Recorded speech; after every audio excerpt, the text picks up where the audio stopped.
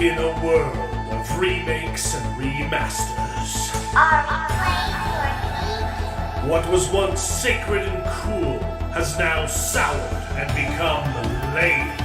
Red? Gone are the days of pods and cowabunga. Now is the reign of slurp juice and dabs. Kids these days don't even know how bad they've got it. Now it's up to the best generation to rise to the occasion and make a show that dares to go where a lot of other nerdy shows have already gone quite a bit. That's right. They're going to talk about it a lot.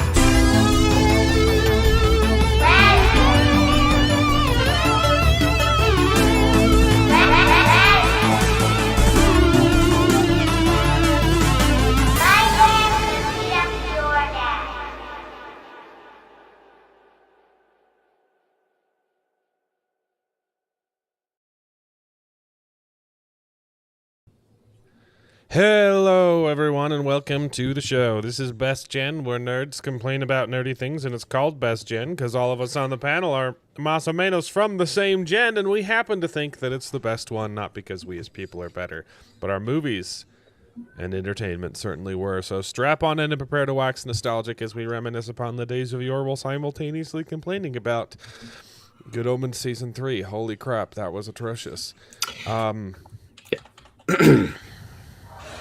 Mm-hmm. I just we already got in.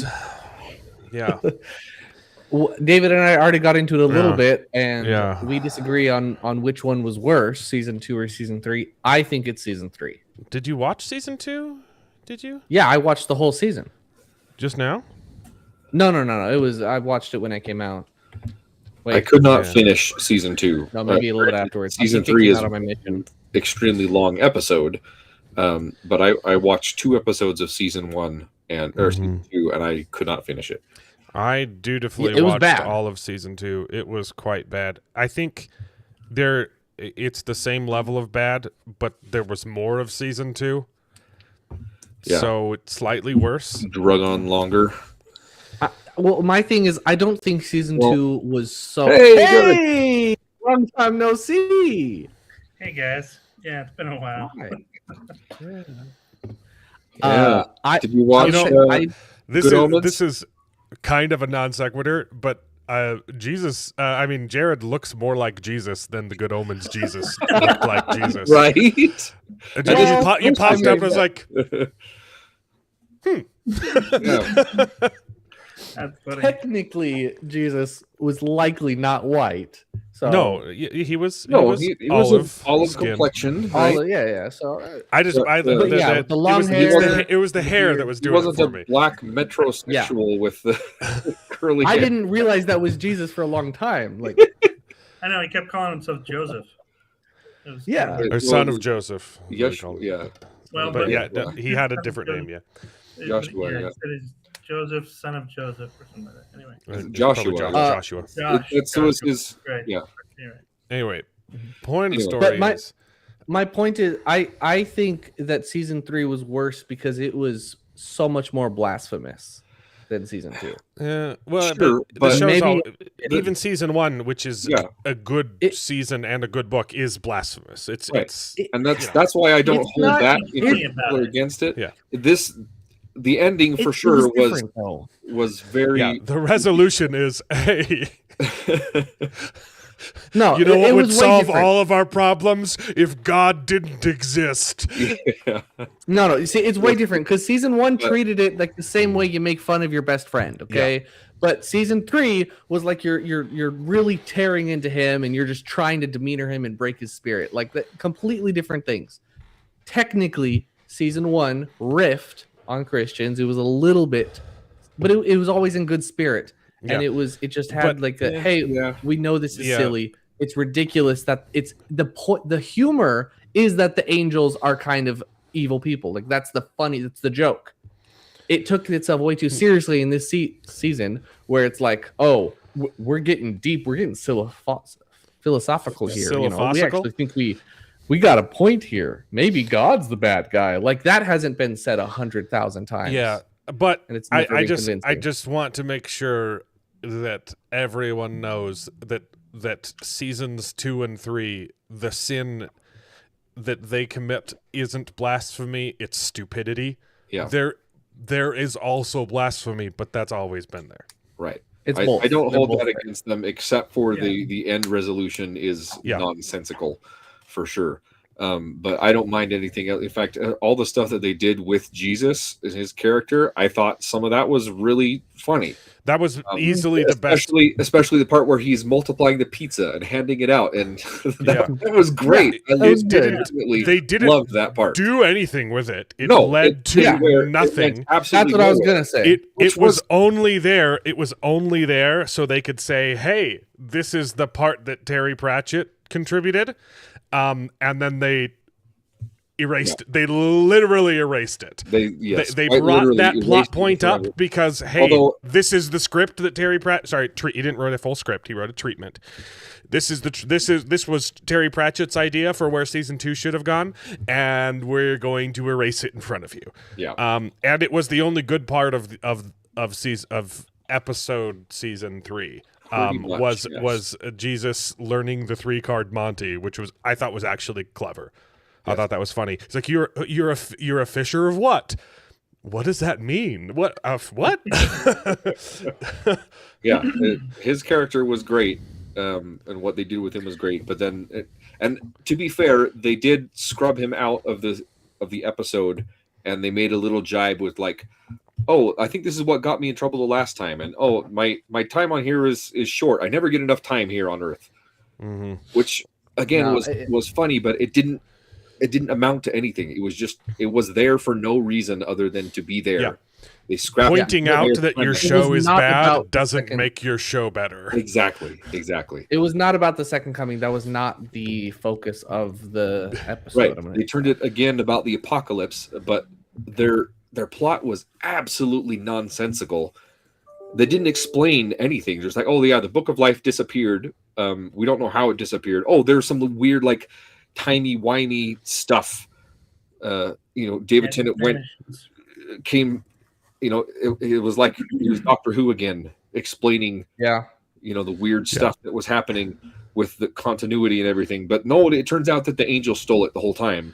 I don't know, whatever. Being self-aware that your show is a steaming pile of dog crap does not make your show better. In related news, Eric Kripke literally admitted that his show is dog crap. He said, interesting. The season finale of The Boys was made to feel unsatisfying because it is a satire of bad final seasons. So it's bad, but in a good way. That's so weird. I am so glad I stopped watching this show a long time ago. Wow. So back that to was good great. Omens. I had a dream about The Boys last night, actually. Wild. I hadn't thought about that show Charles. in forever. Gay. It was nothing sexual, which is surprising and not on brand. But it was just a random, I hadn't thought about the show, and I just had a very vivid dream. Anyway, sorry. You're not making this better. The more you explain yourself away, the worse. I did okay.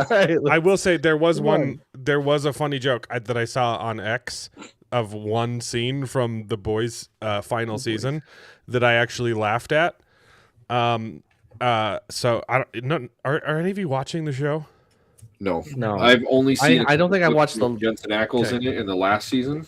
The last two seasons. I get bits. I get bits of what's going on by seeing people's reactions to it. But the Homelander bad guy, he's the president of the United States now. and he's become Trump. He's literally become Of Trump. course. Of And course. there's a scene where he's giving executive orders that I thought was actually pretty hilarious. Sound good? Yep. Yeah, Okay. we can see. We can hear. I spit out my energy drink when I this is funny.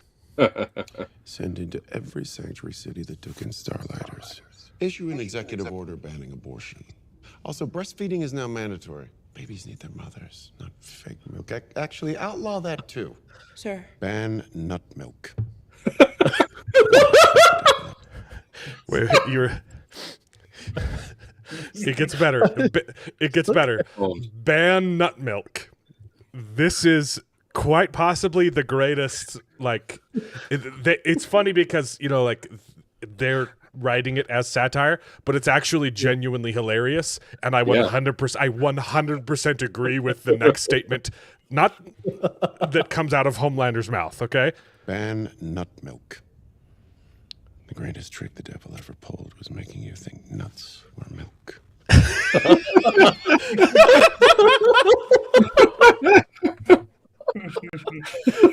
Yeah.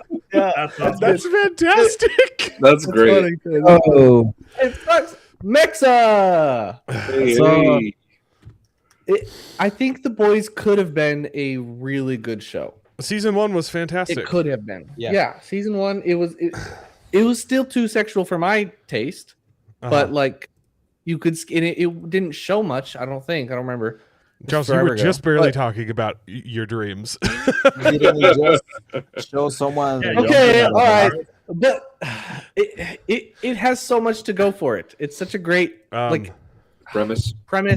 It's got a great stuff. I think great casting too. I love the casting for all of the characters, but they just consecutively got Mark, worse. I watched all the clips. We might bring them up later. We'll have to see dear. about that. They're good. Dear. That's all I've got to say about that. Oh dear. You never know what you're going to get when Mark Clark sends you a clip.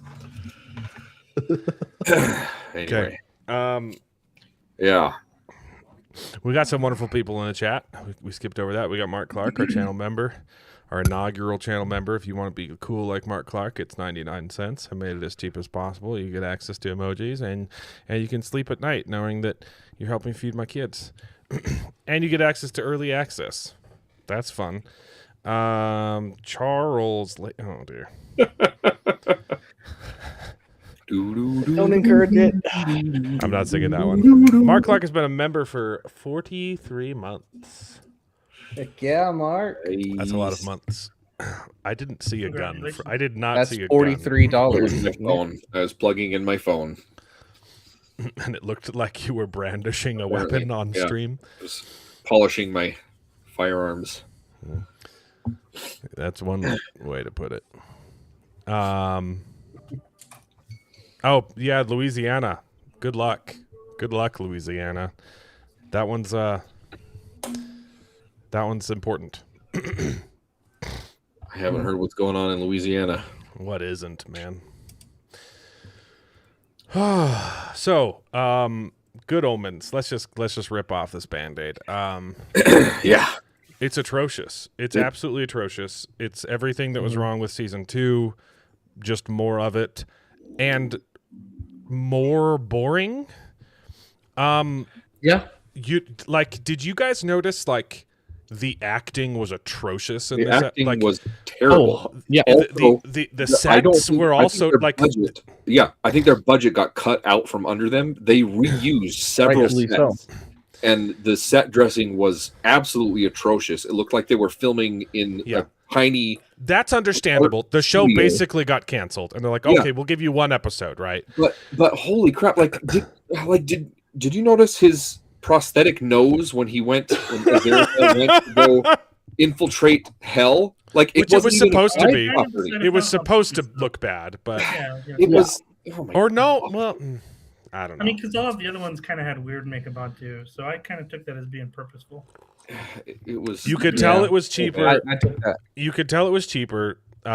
it was always goofy, but the acting wasn't always terrible. Like watching the entire time, I was like, I'm watching a student film. Yes, I'm watching a film student's project. Charlie the Sheen, the way that the plot, David Tennant were okay at times, and I think Jesus had some good lines in there. Jesus was actually okay at acting. But everything else, everybody else, every single and I liked and the three-card Monty guy was actually a good actor as well. Yeah. Everyone else were just like word vomiting their lines without any emotion behind it. I'm like, what am I watching? This is Michael exactly was. I had the same. Michael was horrible. Yeah. What was the point? What was the point of that? I have no clue. I have no clue. Like they tried to give Michael a motive, and it didn't make any sense. It was just she was just tired and upset from the grind. And I thought they were going to recreate the Book of Life from her head because she said that she was the only one that remembered they existed. Or Crowley and Aziraphale remember or too. if you wanted to bring it full circle from his books, from the bookshop, maybe, I don't know. Right. But yeah, it was just a mess. Like, we have the Book of Life. You could have even made it gay still and been like, oh look, we can rewrite the Book of Life together because I've got we didn't, we lost one, but I've got it all here because I didn't realize I was secretly doing the same thing because I cared so much about life. Right. I recorded it myself. I was expecting it to be something like that. That's way better. That's and they started kind of doing that at the end. They're like, oh, this isn't the Book of Life. Well, it can be if we say it is. And then they started writing, and then they and then it was an excuse. And it was like, but why are we doing it? Because that's like, what books do. Because it's thematic. It's tied. You're like, what? It just made no sense. It was just dumb. It was all over the place. They couldn't decide on a plot. There was way too many things happening. Didn't explain how the Book of Life disappeared and magically went into Michael's hands. Didn't explain why she wanted to destroy everything. I think they did explain it. Like she walked in, she took the book, and then she ripped that point of time out. Yeah, but existence. Presumably, Metatron's like entire existence is to protect it. So there was never an explanation as to why that worked. Right. You know, she's just like, why do you have it? You're not supposed to have that. And it also that's theory, Charles, is contradicted because it specifically said, no, there wasn't any time jump. It was there and then it wasn't. Yeah. So it's not like it says the video wasn't edited. Yeah, exactly. Meaning that it was there and then it wasn't. Right. If it wasn't edited, there's no way it wasn't edited. Well, no, I think that's because after it gets removed, reality was edited. Never existed. So so the video wasn't edited, but reality was edited. So it still doesn't explain. It still doesn't explain why the Metatron just let someone walk in and destroy the Book of Life. Well, and destroy him. It wasn't like the Book of. At least to me, it didn't seem like the Book of Life was like a time capsule. Like it's like, oh yeah, I'm erasing this part of history. Yeah. But it was more of like, hey, I'm erasing this person, right? Like I'm erasing this person and their lives.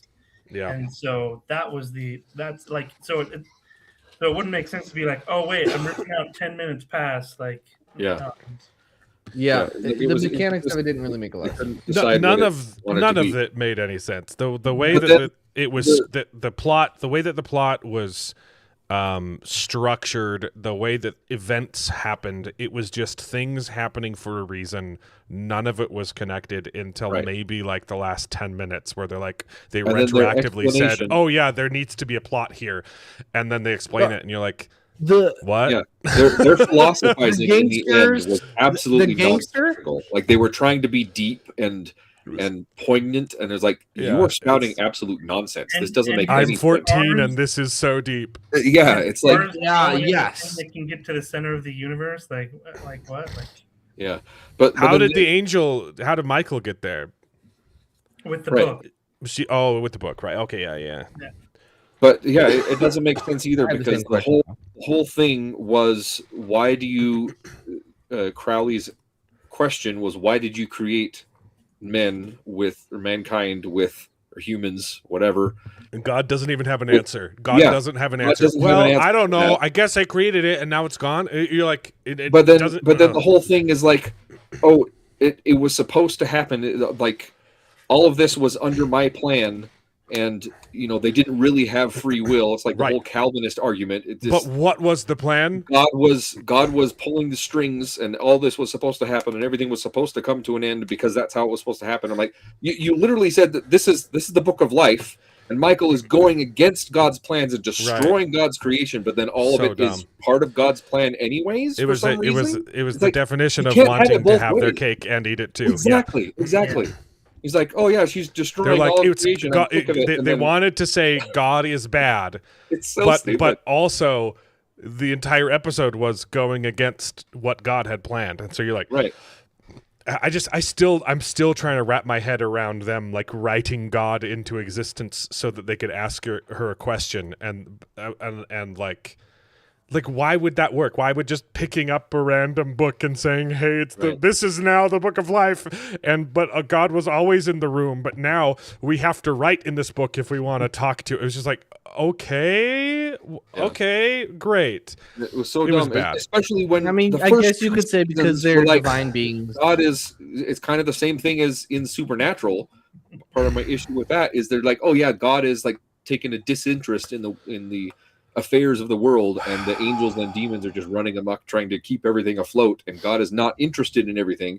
And then all of a sudden God shows up in the end like, oh yeah, I was here pulling the strings the whole time, and yeah, we have free will, but not really, because all the things happen because I wrote it down and it's supposed to happen. It's like, well, I actually what's interesting Hold is on. I actually listened to a debate about some of our beliefs and things like that, and it was debated by a Calvinist, and it was interesting because the issue was brought up about basically how they kind of believe that angels are kind of like a special breed, right? Yeah. They're a special breed of creatures, which I think is interesting because it's like I hadn't really thought of it that way. That There are other most sects kind of as well. believes that, right? Where it's like, hey, this is angels and demons. They're not us, right? They're not our spirits that are just in different places, but they're literally different breeds of individuals, and therefore they're not human, right? And so like that, I think that was kind of interesting to see that in this particular. For wondering in Latter-day Saint theology, we take it literally when God says He's our Father, and we think we are literally His children, and so are the angels. Yeah. We're all the same species. Yeah, so I thought that was interesting. But there's lots of religions that don't believe that. Yeah. But they were essentially saying that because there's angels and demons, they're the ones influencing things and not humans, right? And it's like but that doesn't make sense because you could say it the other way, because there's humans, because they exist, they're influencing things. It's like you're just saying a thing, but you don't have like a rationale behind it. Exactly. And then I think hold on. I think we need God to basically make the Big Bang, and now we're living in a godless universe. How science. Well, they may be on to a point there, because would a loving God allow this season to exist? That's two. I don't know. I think I need to make like another stinger, like a timeout stinger for when Mark makes a joke that's this bad, or when Martina gives a joke that's like 10 steps removed, and you're like, what are you talking about? He does do that. What were you thinking? No, I think it's a good joke. I liked it. I laughed at it. Absolutely. Before I forget about this one, The Punisher is just a special. It's just like a 50-minute Punisher episode that they dropped after Daredevil. Kind of like Good Omens season 3. Speaking of books, yeah, dude, I've been reading a lot of Card. I'm halfway through book 3 of Homecoming. It's pretty good. I think I'm just gonna finish the whole series real quick, and then there's probably Dungeon Crawler Carl to get to, and the Odyssey before that drops as well. Yeah, book 8 has been pretty good for Dungeon Crawler Carl so far. How many books are in the Homecoming series? Oh, 5. They're short. They're pretty short though. 5. Yeah, Yeah. no, they're They're 10 quick. hours long. Yeah, I want to read finished that, but I got to one- get back to Wheel of Time after Dungeon Crawler Carl because I got distracted again. Right, that's a good distraction. I did finish 1.5 Wheel of Time books. Is that Jim Butcher? Dresden Files Butcher? Cinder Spires? That's a lot. Nice. Wow. Yeah. Good Omens sucks. Yeah, Such a tragedy because season 1 is one of my favorite things ever in television history. Well, and the book that like do a really good job. Like I think they were pretty good. It's a Yeah. perfect adaptation. It's really, Yeah. really well done. yep. And I got the comic book of the book as well, and that's pretty well done. I haven't read through all of it, but I've skimmed it, and the art is amazing. I just came out last year, I think. Sorry, I keep coughing. There's like a chunk of phlegm stuck in my throat. I'm trying to get rid of it. But yeah, it was- I'm going to keep muting myself to cough. So I don't think season 3 is as bad as season 2, though. I You think didn't finish season 2, David. mean, I that's feel like- why Yeah, I think it's I feel worse because I couldn't finish the damn thing. Season 3 was this was Oh. rushed. Like I kind of get where they were trying to get with, and I think they were definitely way off base with the whole because like if God doesn't exist, things are much better, sort of thing. But it just overall it felt way too rushed. Like seriously, we were halfway through, and you already know who the villain was, right? Like you already know that Michael steals the book, and you're like, But you never find out why. yeah, Right. but like she tells you why, but there's no real Made no revelation of like how or like why it's really pertinent or like so there's But- there was but no at base least- to it. It was Yes, it was. just and it was like Yes, it was. It was terribly structured. It didn't make any sense. It was all over the place. You could tell it was very low budget, but at least it had some semblance of a plot that kind of related to scriptural. Really though, but like inspiration, it it was- is what's you- the I'm sure there's a term for it in writing, but there's a big difference between characters making the plot happen and plot happening to the characters. yeah. Yes. Right, like 100%.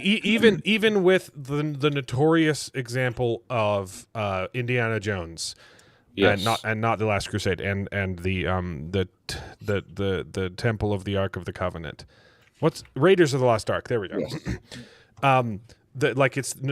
It's notoriously memed that if you take Indiana Jones out of the story, nothing changes. Right. Which is true. The same events still happen, but even in that story where his character makes no difference, it's still his character driving the story. Right. He Yeah. is making the plot happen because he's making choices. Yes. And and then he you still get people grows who as don't a know how to character. write, and it's just characters existing in a place where things are happening, and it's boring.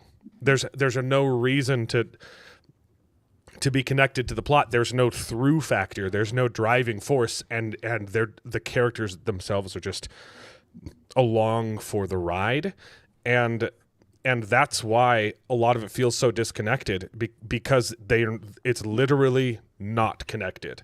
Yeah. Yeah. It's just, this is a thing. Oh, hey, this is also a thing. Oh, hey, this is also a thing, and that's the end of the story. Yeah. Yep. Yeah. Yeah, It's bad Compare writing. that to season 1, where they're actively searching for the Antichrist. They're going out to investigate. They're Yeah. finding out And information. because of their actions, they avert the apocalypse. Right. yes, but in compare like that- season 2 and Compare season that to 3, season 2, where angels No, are. no. You're wrong about this. Season 2 was very important. Because of their actions, they got those two lesbians to hook up, and that saved the world. And that relates to right. scripture. How?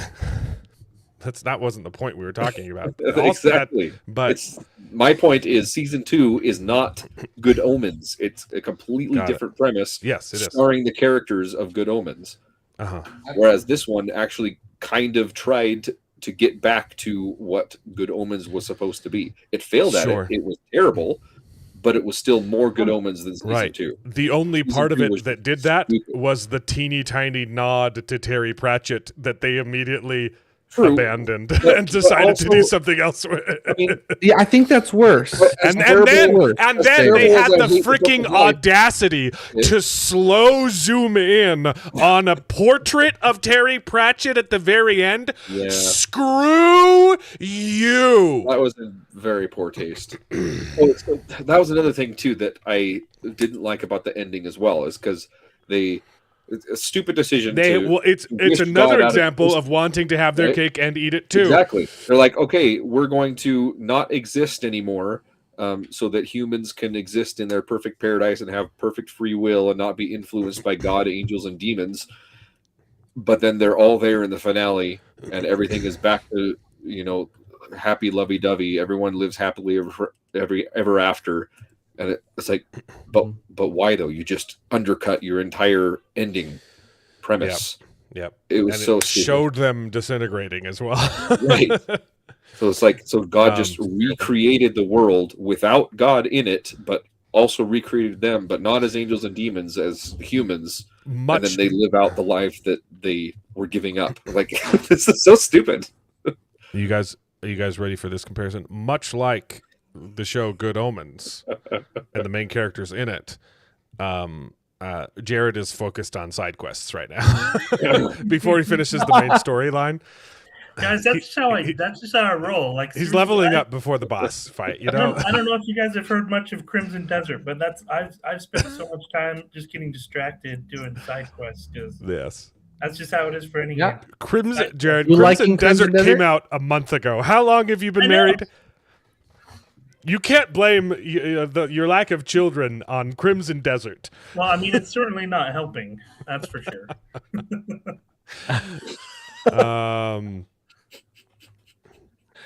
Oh dear, it's turning off. The problem is you're getting distracted playing single player games. Dude, You need but to play- it's so good. It's so good, though. I'm sorry. Ooh. So good. Yeah, no, it is a fun game. Wait, Oh, yeah. hold on.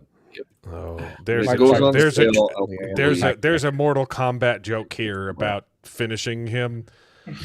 And the final fight, and when you finally defeat the final boss, something like that. You can put those pieces together in your head if you want. Hold on. Wait, sorry, Mark Clark. Your chat doesn't. Your comment doesn't make sense. It says Genesis 2, chapter It's 3. a joke. There's only one. It's a Genesis. fake scripture. It's a fake scripture. He's making Charles. up a thing. It's Is it- the sequel, Electric Boogaloo. Oh, okay. I didn't- David asked Probably. where that, where in scripture that Where is it? appears. It's Yeah, really big. Yeah. Conan's fun. That's a great comment. Big graphic update. Yes, too. they just made a big graphic update, and now you Didn't hear can freely switch between the two different map worlds that they've made. Is Mexa alive or just waiting for us to stop talking about Good Omens? That's the real question. Yeah, I was like, what are you talking about? I don't even know what you guys talking about. Like, It's you're a talking horrible. about Jesus and something like- No, it's a TV show it's a horrible bastardization of a book that's fantastic. Yeah, I remember watching the first season, but the second season it had like a bunch of like black, Yeah. lesbian, handicapped people. So I Yep. was like, oh, okay, I'm done doing it. Yeah, Handicap Angels. Yeah, Which yeah. is in this Yeah. season too. Oh, The that is one cerebral thing- palsy that- angel is the Which best, is, like, the crazy best part because- of the show, and I will not stand for any of this slander. Yeah, because I thought that when you go to heaven, you just stop, with the palsy or something. I that's what I would wonder, Yeah. I was So- gonna say, I think one of the reasons I think season 3 is much worse is because the gay energy is constant. In season 2, it really only showed up at the end Okay, between Crony and but Charles, that shouldn't be an issue. I don't think that's the issue. Like, I think that's fine if they want to do that, but like, I mean, so at least I don't see. I think that isn't. I think for me that's an issue because it's ruining. Because they were clearly a friendship in the first book. If you Yeah. want to write your It's own a bad show character choice. about two gay dudes, you have the right to do that. yeah, but This is not the show. they've You already can't done take that you in can't season take a 2, show. I know. I'm saying season 2, you watch it and you don't maybe don't realize that Yeah, they're gay. I'm just saying in season 2, okay, they okay. kissed. In season 3, they don't show any kissing. So to steel man Charles's point, even though they don't even the gayest thing in this entire series was Aziraphale kissing his fingers and giving Crowley a finger kiss. That was way gayer than them actually mouth kissing. That was so weird. It was so weird. Yeah. I totally agree with you. I guess what I'm trying to get to, Charles. No, though, yeah. like, it's That was following up about- on what season 2 already did. Yeah. Yeah, but it's less about them being gay. It's more about like their love story, and you know what? Like, I think that we can show stories like that where we show two people that care about each other, right? Like that's where the friendships kind of started things, and that's why they went with it. In season 2. But to back Charles up, I do think it's a horrible character choice to make them lovers instead of friends. Like their dynamic is so much more interesting as just friends. best friends. Like, it's a scrubs. It's just they're scrubs. They're JD and Turk, and it's so much better that way.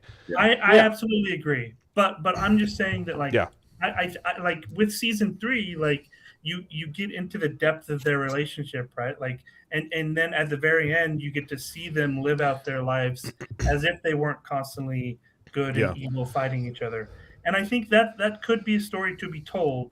And so I think what I'm trying to say is like we shouldn't be bashing it just because it's gay, right? Like that's their love story that they chose to tell, and that's okay, right? Like I think I agree with you, but I think strong, you're strawmanning me because my issue isn't that they're gay. Like it isn't.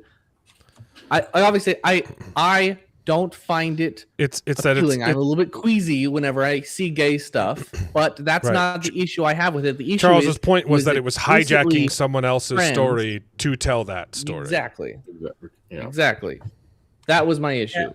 And I have this with plenty other things where the reason I hate La La Land so much is because throughout the whole movie they're showing a message, and at the very end they show a different message, and it had nothing to do with it. Wait, what's the okay? Both messages are good. I don't. Okay, this is okay. I hate that. Okay, hold on. This is even okay. This is even more gay now. But now we have to talk about La La Land. I'm confused because I've watched the movie. What's the bait and switch at the end of La La Land? It's not a happy ending. That they're supposed to go together, but they end up with other people. Yeah. I think the entire movie is telling you. Go ahead. La La Land. What's the separate message at the end? Message of La La Land is the struggle between the two dreams that they had. The one dream is to fall in love. The other dream is to have his bar or to pursue her career as an actress. Right. And at first, their relationship helps them achieve their dreams, and it's phenomenal. And then at the pivotal moment, their relationship stops their dreams. It gets in the way, and they have to make the decision: are we going to pursue with the relationship, or are we going to pursue our dreams? And they make the choice to pursue their dreams and to let the relationship die. Are they going to play Crimson Desert or give their mother grandchildren? Right. Exactly. What triggered me of that movie is the ending. Okay, what's the switch at the end? Well, so I think my own personal opinion is that that's the objectively wrong choice, but that's not like you can have a movie with no, but where does it switch at the end? My point is, at the end of the movie, the way that they showed it, like the way that they did it, it painted the decision like it didn't really matter. It's like that was just the choice they made, and it was teaching like another message of, hey, you might not get with the first boyfriend, but you'll find someone. There's other fish in the sea. That seemed to be the end of the message of the last scene, which was not the message of the whole. I disagree. I think the final scene of La La Land is them after making the wrong decision, seeing each other across the bar and realizing, hey, even though I have everything I want, my life would be happier if I had have gone back and gotten my wife pregnant. I disagree. I don't I think can- they were thinking that because the way that it was edited, they were happy. It was clearly like, oh yeah, there was another possibility, but there wasn't a clear right answer. That's the vibe I got from. I think it's pretty clear they're looking back and realizing, hey, maybe pursuing. I don't know. I guess it depends on the lens you're looking at it through, but I don't think that there's a sudden message switch at the end of La La Land. I think it's pretty consistent throughout that. I agree that they chose career over happiness, and then at the end of the movie they're forced to think about that for a second. Yeah, What I and I didn't like the way about that La La the Land is, editing and the way that they showed it said that they were okay with it because. Well, they Anyway, can't. anyway, They don't have change time it. machine, so they Yeah. have to be okay with it. This They isn't have to- Family they have Man. It's them come. It's them. It It didn't coming to that emphasize the realization. fact that they made the wrong decision. It didn't emphasize, them really. Well, because it wants the audience to answer that question. Right. It shows them thinking I about get it. what It doesn't tell you, the abortion that I had was bad. Like Invincible should have. Sorry, we were talking about Invincible Okay. before the show started, and I Like- realized that the audience isn't going to understand what we're talking. But yeah, But imagine if they I did don't something like that understand. with Breaking Bad, where it's an objectively wrong decision, and and then they ended the show with, maybe I made the right decision. Like, hey, I could have lived a different life, and that's and he literally just, what Breaking Bad smiles. does. It ends with No, him laying no. on the ground on his deathbed, and it zooms out, and his spirit goes to heaven, and he smiles. Look at everything I've accomplished. Dude, I haven't seen. And then he gives a soliloquy. Walter White stands up and says, "Well, I'm thinking about my life and whether or not I made the right decisions." He starts singing "Deathbed." Yeah. No, All right. yeah. All right. Anyway, so all Yeah, of that to say, it doesn't tell you, but it's pretty freaking clear he made the wrong. That Walter White made the wrong decisions. I don't. That's my point. Is if it was in the editing, like they didn't tell. Maybe it's. I haven't seen it in a while. But I remember. This bothers me because you're asking the movie to hold your hand better, and that is my biggest pet peeve. No, Media literacy, Charles. Media literacy. The space between the lines said a different message. Charles wants Anyway. La La Land to end like an after school special. The moral of the story here is, what did we learn? Like the What did He-Man we? episode? A voiceover would Yeah. no. Dude. No. That's doesn't getting need close that. to coming out Have you there. seen the latest trailers for He-Man? Speaking of, I haven't. I stopped watching trailers. I know they edited out the he/him joke from Yeah. the original trailer. I haven't seen the new trailers. so yeah, the first trailer that I saw was worrisome because of that. I thought they could be playing it off as a joke, right? But it had me concerned. This latest one we saw in the theater when we went to go see Super Mario Galaxy with the family, it looks like it might be a freaking awesome movie.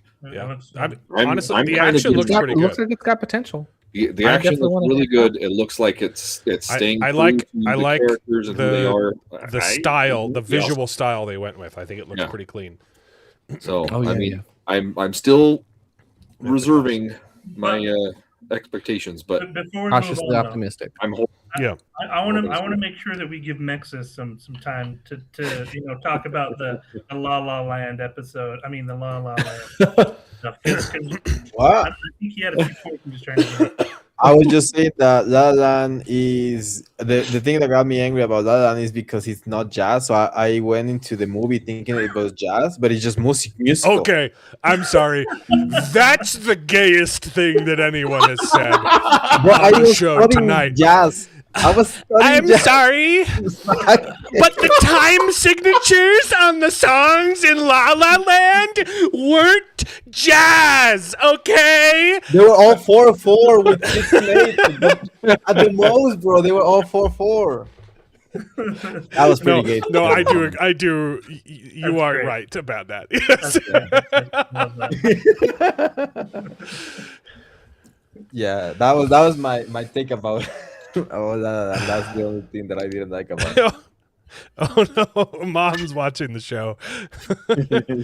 Yes, mom, represent. Right, yes. No. Oh like, no, that's not. Yeah, I think if I had made the movie, I would have made her make the same decision. I wouldn't have changed her decision if I had made the movie. I would have left. you just the would have last lectured frame. the audience about it. I Just would so have. you I know. would have paused like Kuzco, Emperor What's that? Kuzco, stopped the movie and said, "Hey, in case you aren't following along, this is what the moral of the story is." What's No, that? I would have left it There's with just there's that like, SNL the sketch music. with Andy And- Samberg called like Movies for Your Grandma or something like that, where it's like, hey, it's Andy Samberg and his friend. We've edited your VHSs so that you don't have to explain the plot to grandma, and it's like it's put your grandkids in your movies, Yes. right? And so the grandkids pop up, hey grandma, this character is an alien. That's why his skin's blue. Like, you're like that's a great sketch. Oh, Yeah, I that's funny. Andy Samberg. Revitalized SNL, and I when he agree. left, it hasn't been funny since. So, Yeah. Yeah. Although this led us a couple clips I've seen with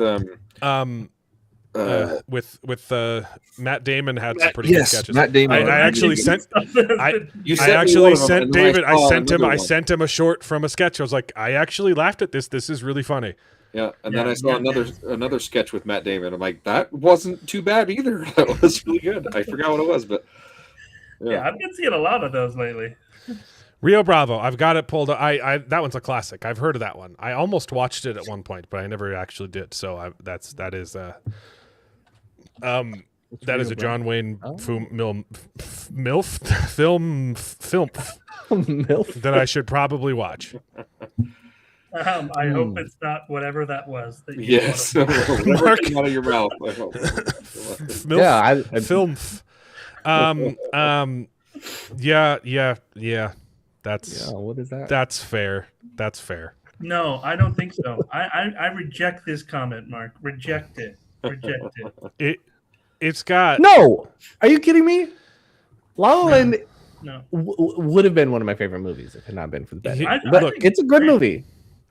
It's got look- Ryan Gosling. The ending look- is so thought inspiring, and it has you at the end where you're like, oh shoot, it's not a happy ending. But Okay, see, what Charles does that doesn't mean? want the ending to be thought provoking.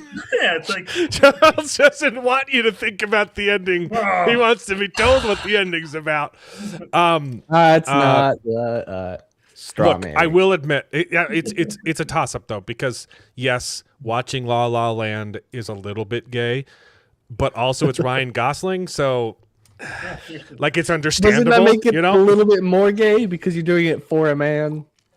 No, but like it's less I gay. mean, I'm with you. It's less I watched gay. it for It's, Ryan it's Gosling less as gay well. if you like. Yeah, okay. If you like, you could understand it, you know. Yep.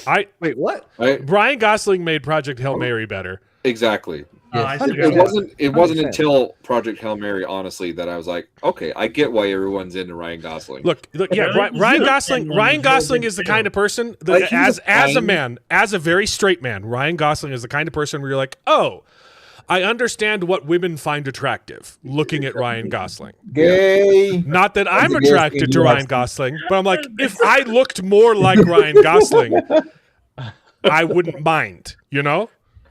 Yeah. Sure. You just said the gayest thing you ever said, brother. You just said La La Land wasn't jazzy enough. It wasn't jazz, bro.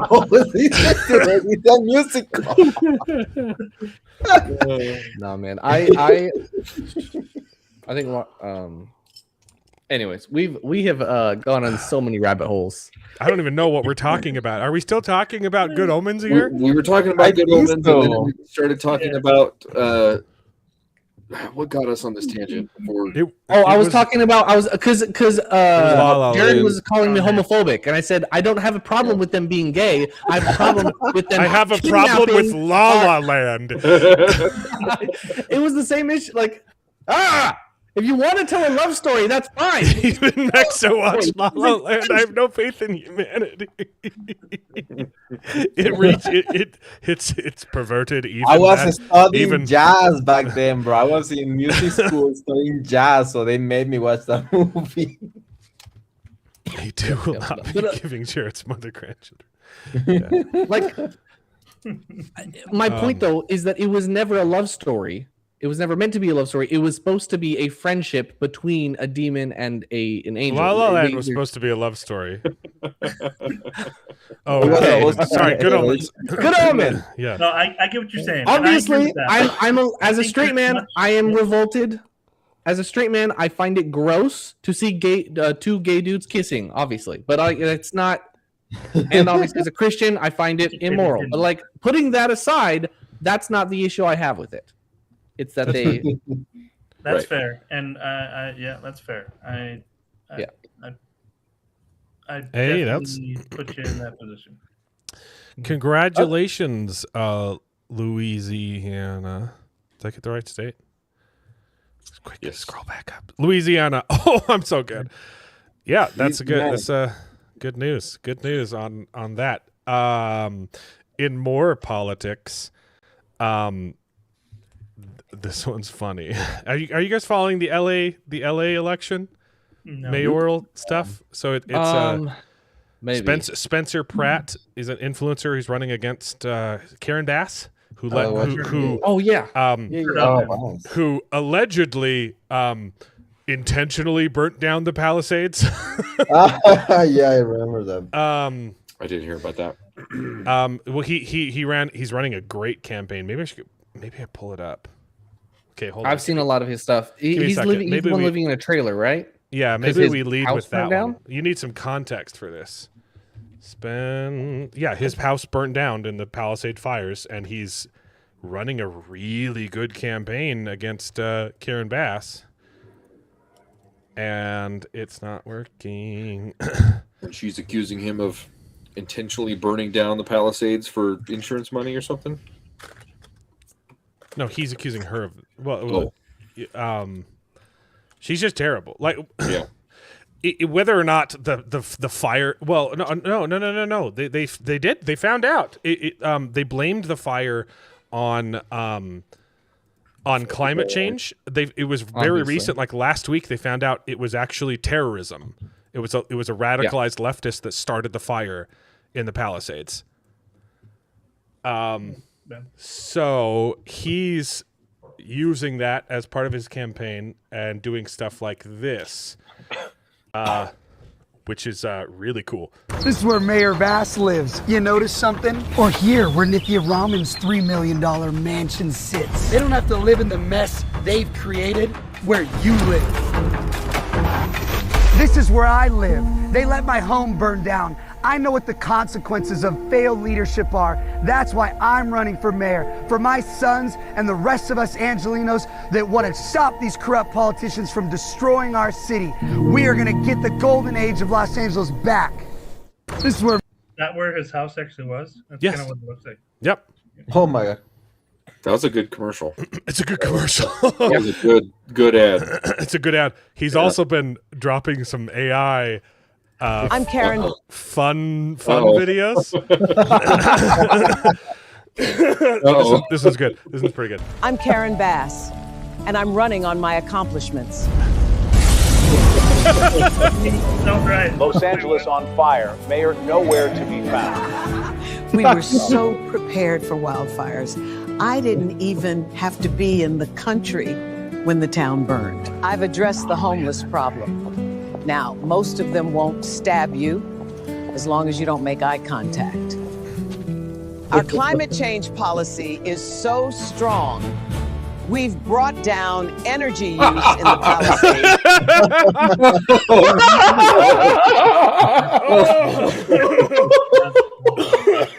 Oh, that's pretty I good. forgot about that one. By 99%. Almost none of the needles in children's playgrounds have AIDS on them. If you like the That was my favorite line. That's the one I remembered. That's good. That's good. Wow. I was out for a minute. Yeah. Come on. Yeah, we have. This is good. Yeah, we have been This is jumping what AI around. was made for. This is why they're paving the Utah desert to put in a giant AI data center. It's for videos like this. Bring it Fast on. forward We're getting a data center here too. Salt Lake is a dead lake. It's always been a dead lake. Put a big data center in there. Bring it on. I welcome our AI overlords. The problem is if I do agree that the it's a bit of an overreaction because like part of the deal is that they have to provide their own energy and water, right? Right. And there's like part of the plan. It seems like it's going to work out fine. I'm not actually super against the data center in Box Elder County in Utah. I think it's being pushed through really fast, and we need to double check and make sure they're not, So I'm not a fan of the commission seat there, just ramming that through, but I'm not opposed to it in principle. The other, why it's concerning though, is because if the Salt Lake dries up, it'll poison all of Salt Lake. Yeah. It's toxic. It already is. It's already starting to. Yeah. It's getting really bad. Yeah. So that's the thing. Like it really has. And that's California's fault. People realize. By the way, California made us drain Lake Powell. And then they dumped all of the water into the ocean instead of saving it in their reservoirs that they could have used to put out the Palisades fire. But their reservoirs were empty because they had to save the silver minnows. Yeah, California. Thank goodness, too. What would we do without them? You think season 3 would have been better? If they didn't drain Lake Powell? I was trying to make a dumb joke now. I was trying to bring it full The circle. next 4. Vote Bass. It's a gunshot at the That's awesome. AI is phenomenal for this this is the video that I wanted to share, but you guys are Neanderthals who don't keep up with Louisiana state politics. Yeah, we just got so many other things we got to worry about. Like getting your wife pregnant. No, sorry. Is this AI? Probably. Or is this? Everything is No, it is because those are the people who Everything is hell when you're part of the scene. Karen Bass is awful and burning down our streets. Dirty needles, human waste. We just named 2 awful things: a stolen car, a burned down house. You know what's awful? Everything. Mom's in shock. Locks a camp of addicts down the block. I just realized a Lego San Andreas will sell so good. It would. It will sell so good. Yeah, a GTA Lego. Oh my god. Yeah, people would buy that. So Lake Powell it used to be huge, and it's what powers the Hoover Dam. Did you know the Hoover Dam is no longer making power because Lake Powell is too low. Yep. Yeah, that's crazy. It no longer produces electricity because we drained it to give to California, and they didn't keep the water. Yeah. It all flow down to Mexico. Yeah, hell yeah. They didn't let it flow out. They dumped it into they diverted it and dumped the water into the ocean. Well, that's what a lot of their raceways, like they're not called raceways, but a lot of their canals, they already do that already. Like Right. that's the problem is that they've invested so much in these canal infrastructure that like because they're trying to prevent floods or whatnot, and it's essentially taken all the water they could be using and just directing it right to the ocean. Like they're not using any of it. Yep. We don't need to watch this whole thing, but you get the idea. Yeah, that's nice. That was great. Anyway, thanks for giving me a politics segue. Oh wait, you got to highlight Mark Clark's ministerial there. Yeah, I know. I saw. I have nowhere to put it, and I want it. You know what? Yeah, I'd get it. I'd get it straight away. Charles, say something gay again. It got to come naturally. You put me on the spot. Oh, wait, that kind of counts. I thought about it, I literally before you said that I was thinking of the gayest thing that I was going to the second gay. Oh no, the first gayest thing making the second gayest thing that I ever said. The just thing. I was Mom looking at chose a shoes. great episode to watch, by the way. Yep.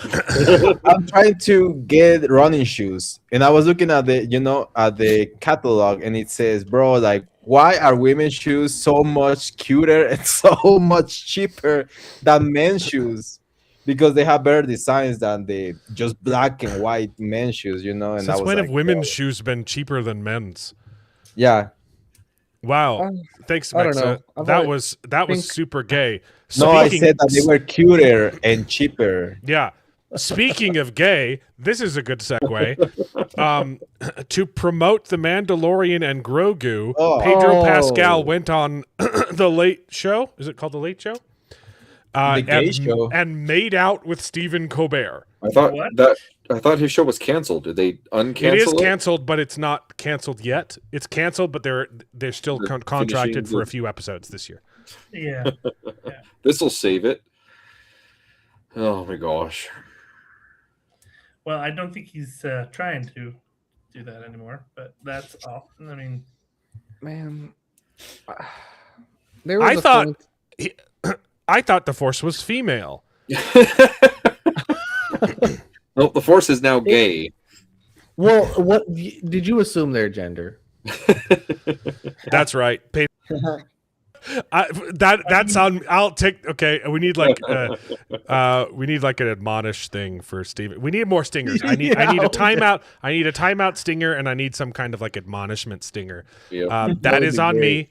I will take the L there. Take the L. That's what the stinger should be. Take the L. I will fully accept that. I will take the L for assuming Pedro Pascal was a man. well, but we also don't have any other context. I mean, like, did you guys watch it? Yeah. You don't want to. Yeah, they just kiss. I didn't watch the interview. Well, I didn't watch this. But all I'm trying to say is that, picture, it's one moment. We don't know. Right. But so late night shows exist to promote movies. Like that's why they started. You'd bring on a guest starring, and you're supposed to shill for the movie that you're starring in. Yeah, and this is what they chose to do in that episode to promote the Mandalorian. They just do a lot of weird crap on them nowadays. Anyway. Right.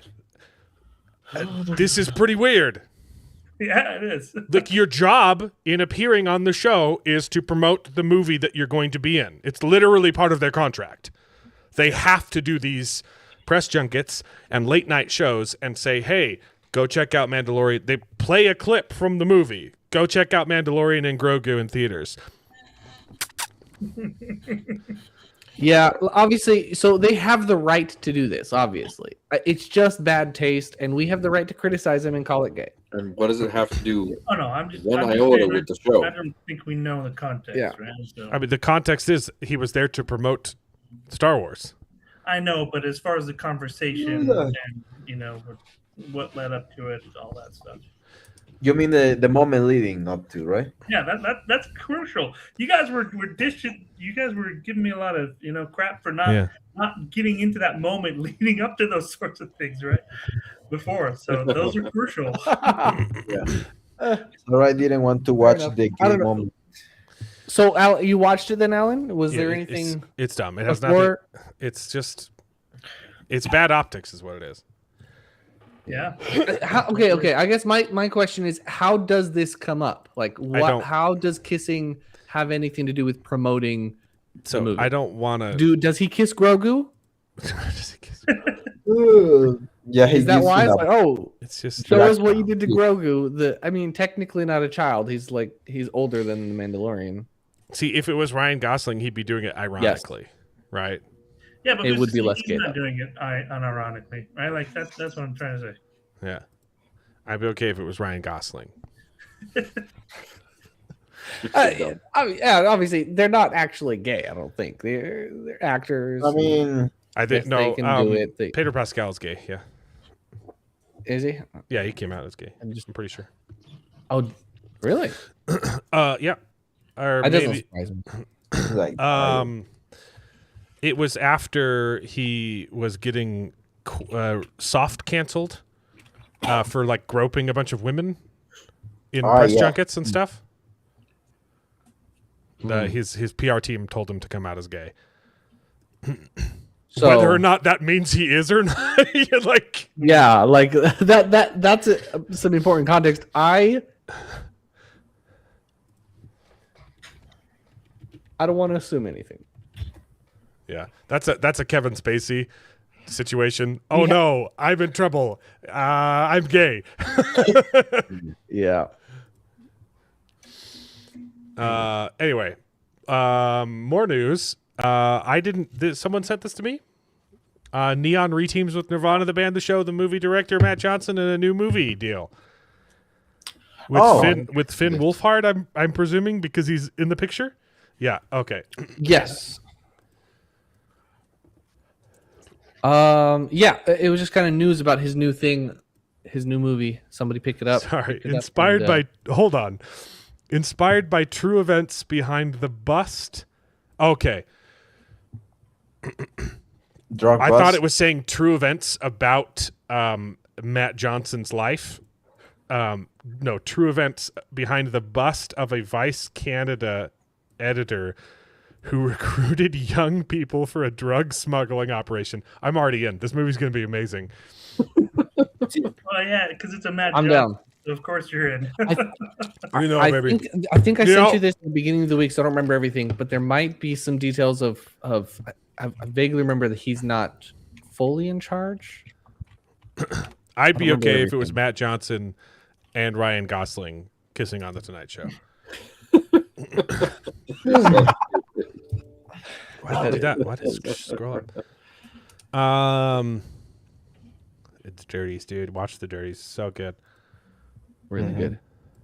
Oh shoot! I need to buy Nirvana, the band, the show, the movie. It's for purchase on Amazon now. I think I you have, can stop. What is going on? I click on the paper and it scrolls to the top. Skim. Directs Tony's Magic the what? Magic the Gathering. What's going on? Up next. He directs an Anthony Bourdain movie. God. He's making a movie with Anthony Bourdain? What? Johnson is also developing. Matt Johnson is making a Magic the Gathering movie? What is going on? Huh. Interesting. What? Is this real? Did I send you something fake again? Hold on. Look, I like Matt Johnson, but this is like giving M. Night Shyamalan an Avatar movie. I don't know if if epic fantasy is Matt Johnson's wheelhouse here. Oh, I understand what you're saying now. It's true though. It's happening apparently. What? I mean, he looks like a nerd. I don't think that he's gonna do like developing as a producer, as a director. He's a co-producer. This is way crazier than the rest of. Why isn't the article about this? Because Stranger Things actor. I don't know. For some reason, they like him. It's Johnson. It's not like Anthony Bourdain. He's working with Anthony Bourdain, and Anthony Bourdain is making magic. Johnson, stop! I hate the Hollywood Reporter. Anytime you click, it scrolls up. That's weird. That's insane. I feel like I'm being gaslit right now. Is this how women feel on a daily basis? Is this how my wife feels every?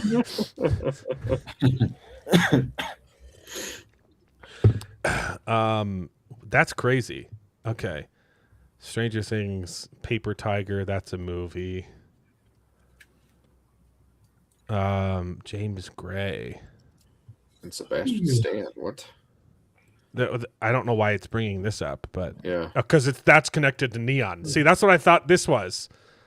This has nothing to do with the rest of the article. It's Neon is also making a movie that's coming out. What? It's like they're playing 7 Degrees of Kevin Bacon in this article. They're like, That's why I wasn't sure about that, but it literally says Johnson. That's crazy. Okay. Huh. Matt Johnson.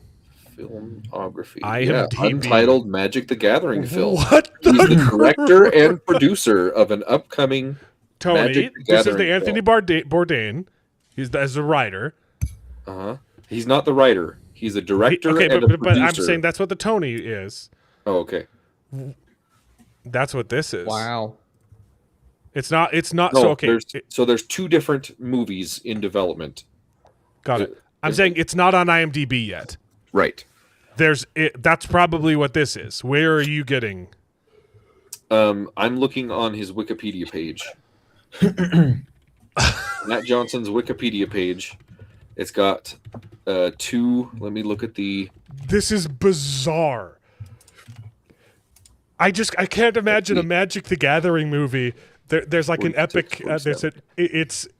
Wait. Okay, so obviously, like this isn't the direction you'd want to do it in, but now I kind of want to see a Magic the Gathering movie filmed in the style of Nirvana the band, the show, where it's just two regular guys trying to exist in this crazy fantasy world, and they keep jimming the camera, and like, what is this? Some sort of gathering?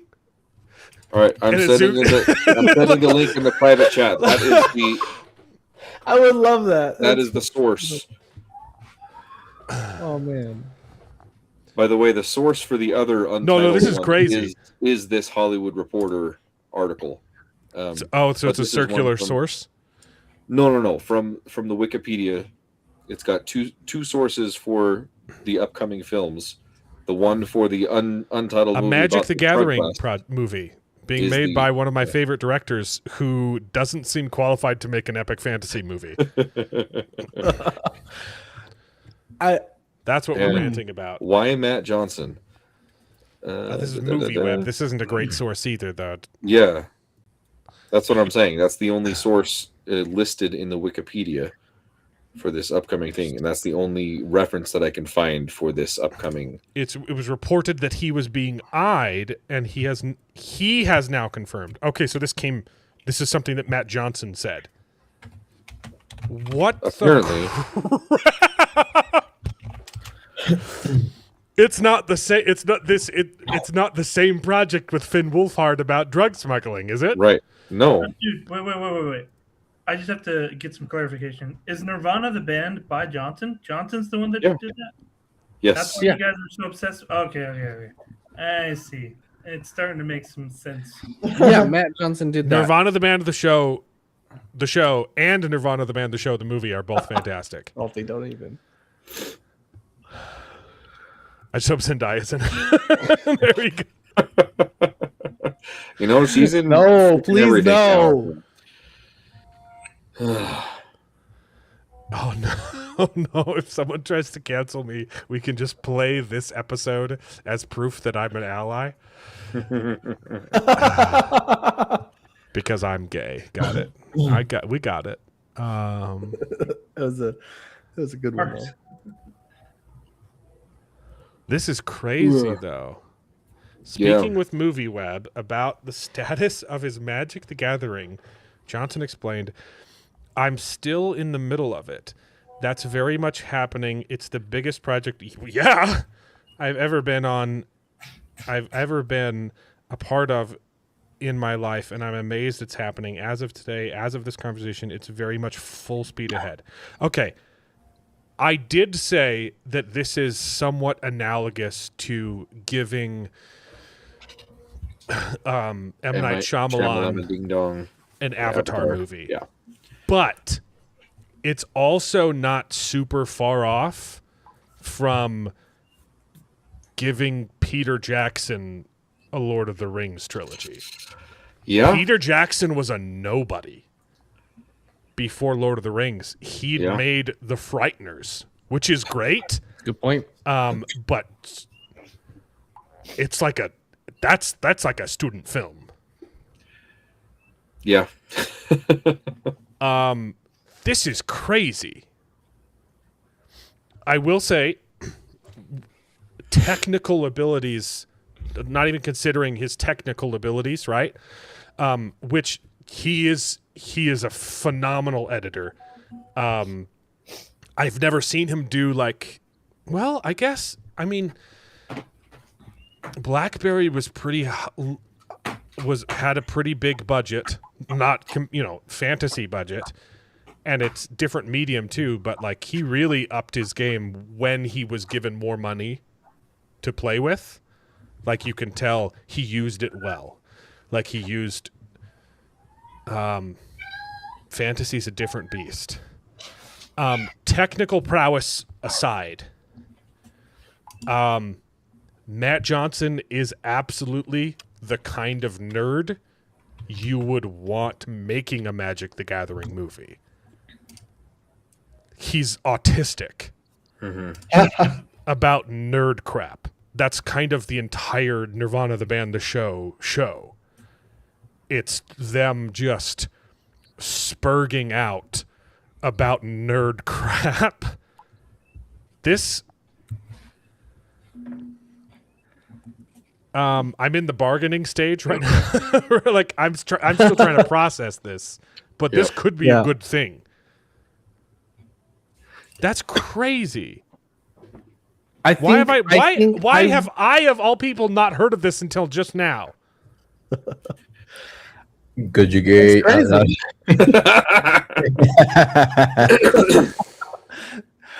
I am excited. I would love to see it. Screw you. That was good. That was really good. I am an ally.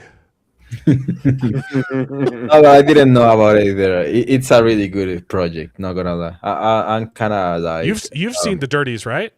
Yeah, I have seen the Dirties. It was really good. It's so good. Really, really good. Yeah, it's one of the few movies that has ever like. Oh, you froze? I just froze for a second. Oh, no. It may is my internet. But yeah, the what is it? The Cuties? No. Not Cuties. No, he didn't do Cuties, guys. That's not him. No, it's the Dirties, Operation Avalanche, Blackberry, and Nirvana the Band, the show, and the movie spinoff. I remember I didn't understand the Avalanche one, but my favorite is when the Cuties, the what is it called? The Dirties. The Dirties. I don't know why I forget about it. It's a weird name. Yeah, and the Blackberry, what was Blackberry. it? Blackberry, yeah. Blackberry. No.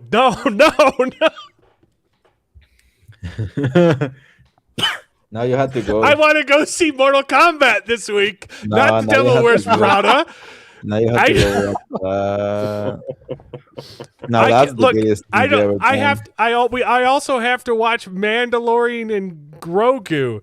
I don't want to watch that and The Devil Wears Prada too. Oh shoot! Is that don't do this to me, too? Mark. Don't do this. Mark just wants to watch the world burn. You'll just have Steve rant about how gay I am. I'm not gay, but $5 is $5. So, bro, and you haven't even talked about. Thank you, Mark Clark, for the super chat. About Odyssey, right? No, not yet. Do we skip to that? See, the Odyssey is actually the fun part. So, I think we save the Odyssey segue for after the Punisher segue. Yeah. Okay, let's pull up. There's a few other unrelated news articles. Let's pull these ones up, and then we'll come back to Punisher. Let's do this. Okay. Charles, I think, sent this to me, talking about Andy Weir writing fan fiction for Doctor Who. Oh yeah. Fine. I don't want to. Mark. I have to go watch Devil Wears Prada now. Okay. Thank you for the $9.99. So Mark has only paid $1 a month in his in his membership, but he is paid much more in super chats. Yeah, that's crazy. Yeah. Thanks, Mark. Yeah, I think the AI. We're gonna pull up some videos later. What? Sorry, what? No. Sorry, I was like, what is that? Okay, Charles, what was this? What is this? I thought it was interesting. The writer, Anywhere's cool. Cool guy. Yeah, he wrote fan fiction for Doctor Who. I think it's what he said that got it him started inspired writing? him at first. I think so, and I'm really curious and I want to find it. Cool. Yeah, he's a super nerd. That's cool. I thought you guys might like it. Anywhere's awesome. I still need to read Artemis. So, the Romana Chronicles, the Zolans. That's his. It's a serial novel that he wrote. They used AI art in the Riven remake. Is that? Oh no, in the soundtrack. No, it's the art for the soundtrack album, and they're getting all up in arms about his use of AI. And why didn't they just use like screenshots from the game? Well, he didn't just use AI to generate an image and spit it out. He used it to generate portions of it, and then he spent hours and hours in Photoshop building everything together. He used AI for reference. Yes. Well, I don't know. He used it to generate something in the image, and then he compiled everything in Photoshop. And he said he used it as a tool, as it should be used, and it took him hours and hours of real manual labor putting this together, and then everyone's trying to boycott him because he used AI. It's like, shut the hell up. The vinyl this is like it's literally like witch hunts. Exactly. It is. And they're getting it wrong half the time. They've gone after they've like burned artists alive because it looked like their art was AI art, and they've been wrong about it. They're like, oh no, that's just my style. Like, the vinyl album artwork in question was designed by Robin Miller, who departed Cyan around blah blah blah blah blah blah. Okay. So it's not even connected to Cyan. He just owns the right to the soundtracks. Got it. Cyan provided screenshots of the remake to him to use with the vinyl. The final imagery and design were not under Cyan's purview. Okay, so this is Cyan recusing themselves, washing their hands. Yes. If you want to crucify the artist, the blood is not on my hands. I see no fault in him. This is so freaking insane. I get being skeptical of AI and not like wanting genuinity. I get it, but they're taking it to a level that is way too insane. Way too extreme. Okay, this is just another. His statement is right there. In the next this is just another. Please don't crucify us too. 32 disc music game released in the vinyl. The vinyl comes designed by the composer, which is also cool. He admitted he uses AI to create one of the images. The gatefold image was created using AI tools and Photoshop. I use AI like any other visual tool. For this, I spent weeks making the image, and there is a lot of AI slop. I am not in his image in general. I am a designer and an artist. I designed and directed Riven, and I meticulously designed this image. AI is a powerful tool if used correctly. How did they know it was AI then? But he said he uses AI as a tool, and then they panned him for it. So he self-reported, or did they notice it was AI and called him out and he confessed? The silly thing about this whole AI thing is like AI's technically been in programs exactly for years. Exactly. Magnetic lasso is AI. Clone stamp tool is AI. Exactly. Yeah, like seriously, like these are tools that have been used for this sort of industry for decades, at this point. And even being so up in arms for stuff even like the birth of what we call in the modern world AI, right? We started with deep fakes and stuff, and everybody was like, oh my goodness, deep fakes are amazing, and they're doing better work than Disney is doing. So and everybody was clapping, and now they're like, oh, actually AI is bad, and they have no freaking clue what AI is and how it operates.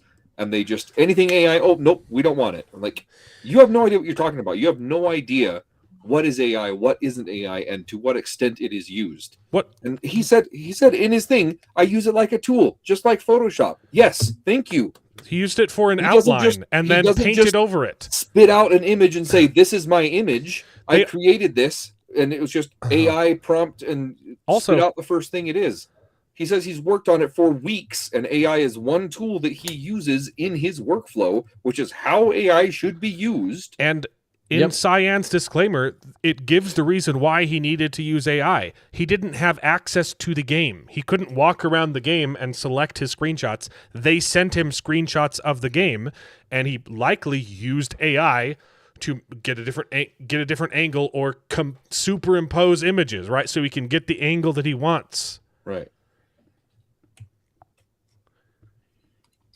All of these look like stills from the game, by the way. This one looks a little different. Fantastic game, by the way. Fantastic series, yeah. The remakes were really, really well done for the first two games. Myst and then Riven. Well, Myst has been remade 4 times now, but I think. The most recent remake, it wasn't just a remaster, it was a complete remake. Right. And they're both really good. Yeah. Anyway. Actually, I do think the Riven remake fixed a couple problems with the original game that made it a lot more clear what you were supposed to do. It didn't make it easier, but it made it make more sense. Direction more clear. Yeah. Yeah. I haven't played that one yet. Super good. You can't claim ignorance. Confess! Confess to your AI crimes! Yep. What's hilarious, though, is that the person that said this needs to admit their own ignorance because they don't understand. Screw off. Look, this is the stupidest argument, and I can't stand it. I can't support AI. Miller's explanation didn't pass. I can't support AI-assisted artwork regardless of how it's used or how much traditional craft is involved, said a random Twitter guy. A lot of these models were trained on huge amounts of artists' copyrighted work without their consent or his own copyrighted work or compensation. He is the freaking artist that you're basing the stuff on. He's getting images from his own creation. Like, how stupid are these people? Okay, that's A. And B, you mean like all art for all of time? Exactly. People have what do you think art is? Why do you think we train on the greats? All art is derivative. Yep. People had the exact same arguments when Photoshop first came out. They said that's not real art, that's not real photography. It's just stealing, cutting and pasting. You never got Leonardo da Vinci's consent to study the way that he made art. You bigot. Yeah. How dare you study the Vitruvian Man when learning how to draw human and anatomically. I want to swear right now. The second it's not a convincing argument at all. Sorry, what were you saying, Jared? Well, Charles is saying something, and then I can. Okay. I was just gonna say it's not a convincing argument, and the only argument that could be convincing is that AI makes it less authentic. But in this case, he worked hard to make it his own piece of art. He just took the images from AI and then cut them up. Anyways, it's a highly unethical tool. You're a highly unethical tool. Screw off. Yeah, so this one I think is a little interesting because it's like I understand the point that it's like it's literally taking from anything that's on the internet that's free, right? But, but it's Wait. Pause. Is not art exclusively a commodity? Yeah. But okay, continue your thought. Well, yes, I mean absolutely. You know, and I think it's, I guess what I'm trying to say is like I understand the point where it's like, because this is true even for like my brother, right, who was very he's trying to do a lot. He's an artist, right, and so he has a lot of like he's definitely fighting an uphill battle here where he's trying to do his own creative thing, and then you know, he's very often cut at the knees because somebody else can do it with AI much faster, much cheaper, whatever, right? And so it's definitely undermining their practice. The sad reality, though, is that this is undermining a lot of people's careers, right? Like it's not just artists, right? It's techs, like IT techs. It's you know, like, which is really interesting. The whole like technical industry we thought was going to explode, right? And it did. But then AI is actually undercutting that as well, right? And so it's like, but what I'm trying to get to, I guess, is that like, unfortunately, this is kind of the direction that we have to go, right? Like, Dude, it's not just artists though. Like it's everything. I thought computer programming would be a job that exactly like never website design.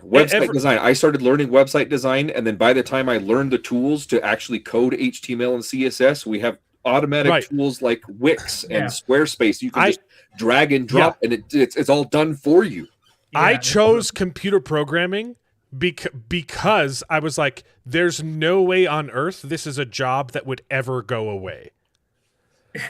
I could not have been more freaking wrong. I mean, Python still needed to be code to code the AI still, but you know, I understand. At its current state, though, AI is wildly reliable. Sure, yes, and but I completely. It's I also agree with really that cool.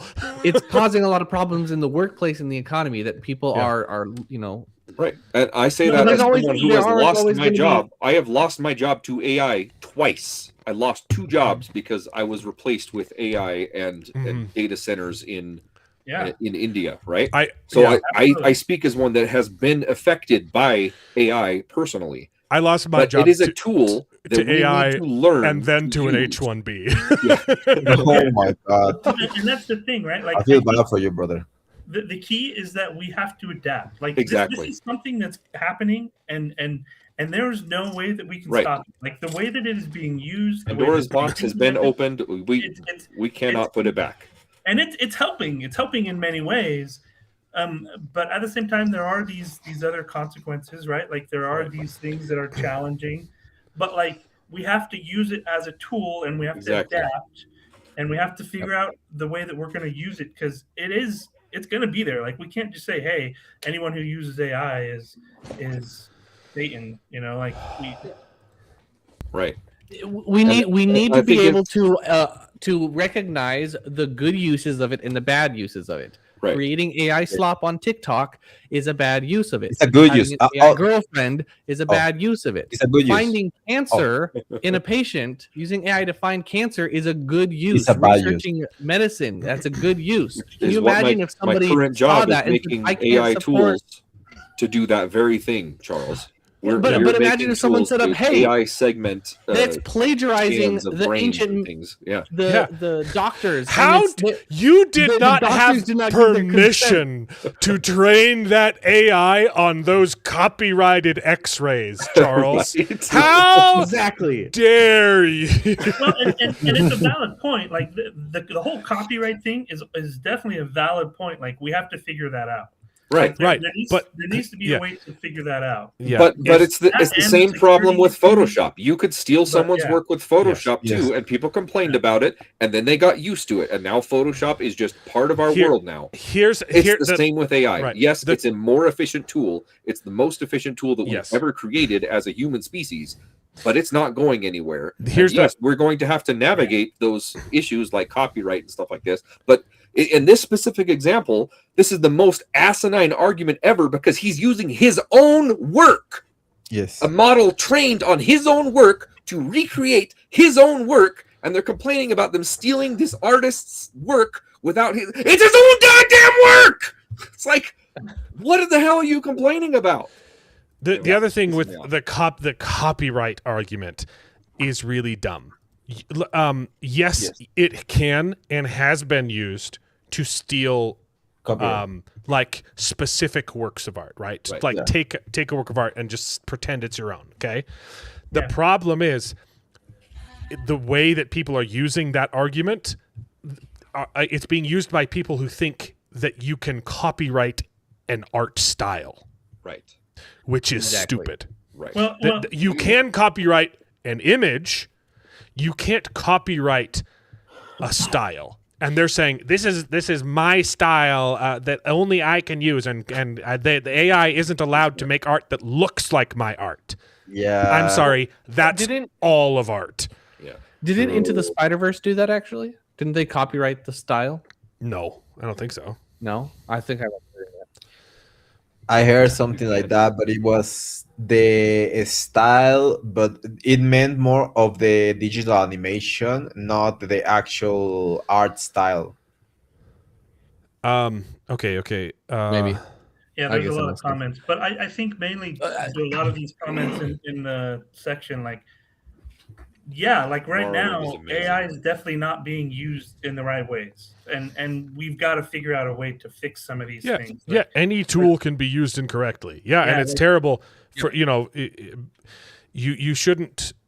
I don't want to say it shouldn't be used in schools. There should be classes on AI in schools, but you shouldn't just let your students, type it in. Hey, instead of doing the research about this history thing, just, hey, AI, tell me what happened. think that's bad. On that regard, I think Michael Knowles has the best take on it. He says the essential thing you need to do in schools is not a class on AI, which I think would be beneficial, but a more important thing is an ethics class. Yeah. Make sure the kids understand what good and bad is. Don't teach them that morality is subjective. Chat There is a good and a bad. There is an GPT convinced people to kill themselves. Yeah. That was crazy. And that should be taught that is objectively immoral and wrong, and that if you're using AI for that stuff, that's wrong. And that should be taught in AI. AI does not have the right to copyright Jared's genes. You know what? Maybe it just needs a little bit of more learning. It just needs a little bit. There's a Rick and Morty episode about that. No, but I believe maybe in that case it would be beneficial for him to ask AI, "Hey, what can I do to spice it up?" I don't know. So you're having troubles in the bedroom. Here are some ideas. Maybe try putting down the game controller, pausing Crimson Desert, and talking to your wife for once, Jared. No, actually, AI has got some fantastic uses. It's got some potential in therapy. You should never give AI permissions to delete your root source, root code. And it's crazy how many businesses have made that same mistake. Yes. Yeah. It should only be used. It is a very useful and very dangerous tool, and you got to know how to use it. Absolutely. Okay, the IGN on Sanderson. There's 3 different IGN Sanderson articles. So give me the headline. Is it Brandon Sanderson confirms a connection between Apple TV's Murderbot and his Stormlight series, or is it Sanderson is already halfway done with the screenplay? I'm assuming it's this one. Brandon Sanderson gives first update on Apple TV movie and confirms he'll be maybe one of those. So let me know. Or if it's a different one. Okay, now what was while that's settled? What were AI? I think Jared was saying something. Sorry, $1.99 for Mark Clark for David saying damn, I believe it was. Yeah. But I wanted to ask David actually It's in the because I Bible. was thinking about that same thing that you were saying about AI taking the job because you had experience with it. Because I was worried about my job being taken by AI because it's just Yeah. basically translating. Yeah. Which is like, yeah, I mean, for the moment my job is secure, but I'm like, That's a tough one. what about in a year? What about in a year and a half? Yeah. Like maybe in a year is fine, but in 2 years it's gone. In 2 years, stop is absolutely gone. Well, Maybe, we yeah. gotta adjust. We gotta evolve with. There will it. always be more Evolving our jobs. Yeah, for there it. will always be more jobs. Talking about the most unethical use of AI ever. My dentist switched to an AI receptionist, and I hate it.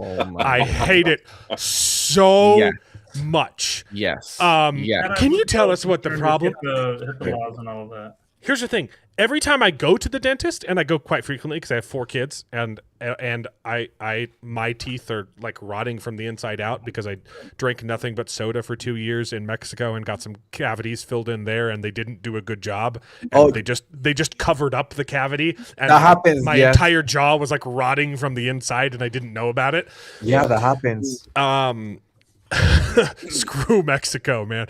Yes. You got Mexico right here, man. For real, no, brother. screw that specific dentist in Mexico. Okay. No, screw all of it, bro. Screw a swear word. Is screw a square word? Okay, Swear word. that's the gayest thing that we've said tonight, Charles. All right, God. All right. No, I agree with you. AI customer service. Yeah, it's so bad though. You're like, oh, tell us what the problem is, and you say, oh, okay, here's the problem. Okay, I'll connect you with the real receptionist then. You're like, Yep. And then they ask you what the problem is too. It's the same issue when you have to go through a whole bunch of rigmarole to like enter your account number or something when you're calling someone, and then they ask you again what the account number is. I'm like, you already made me enter in my account number digitally. Then by why pushing did the you? damn Yeah. thing? Yes, Why do I David, do that? you have no idea. Ask me again. The other day, I had to call for medical stuff, and I literally spent an hour. I punched a hole in my wall. With how angry I was. Yeah. Oh my goodness! I'm getting heated just thinking about it. Yeah. Maybe my favorite it though was is terrible. there's tons maybe of my job is actually secure because I'm legal and medical interpreter. So after you guys saying that you struggle with medical AI, so I'm good for now.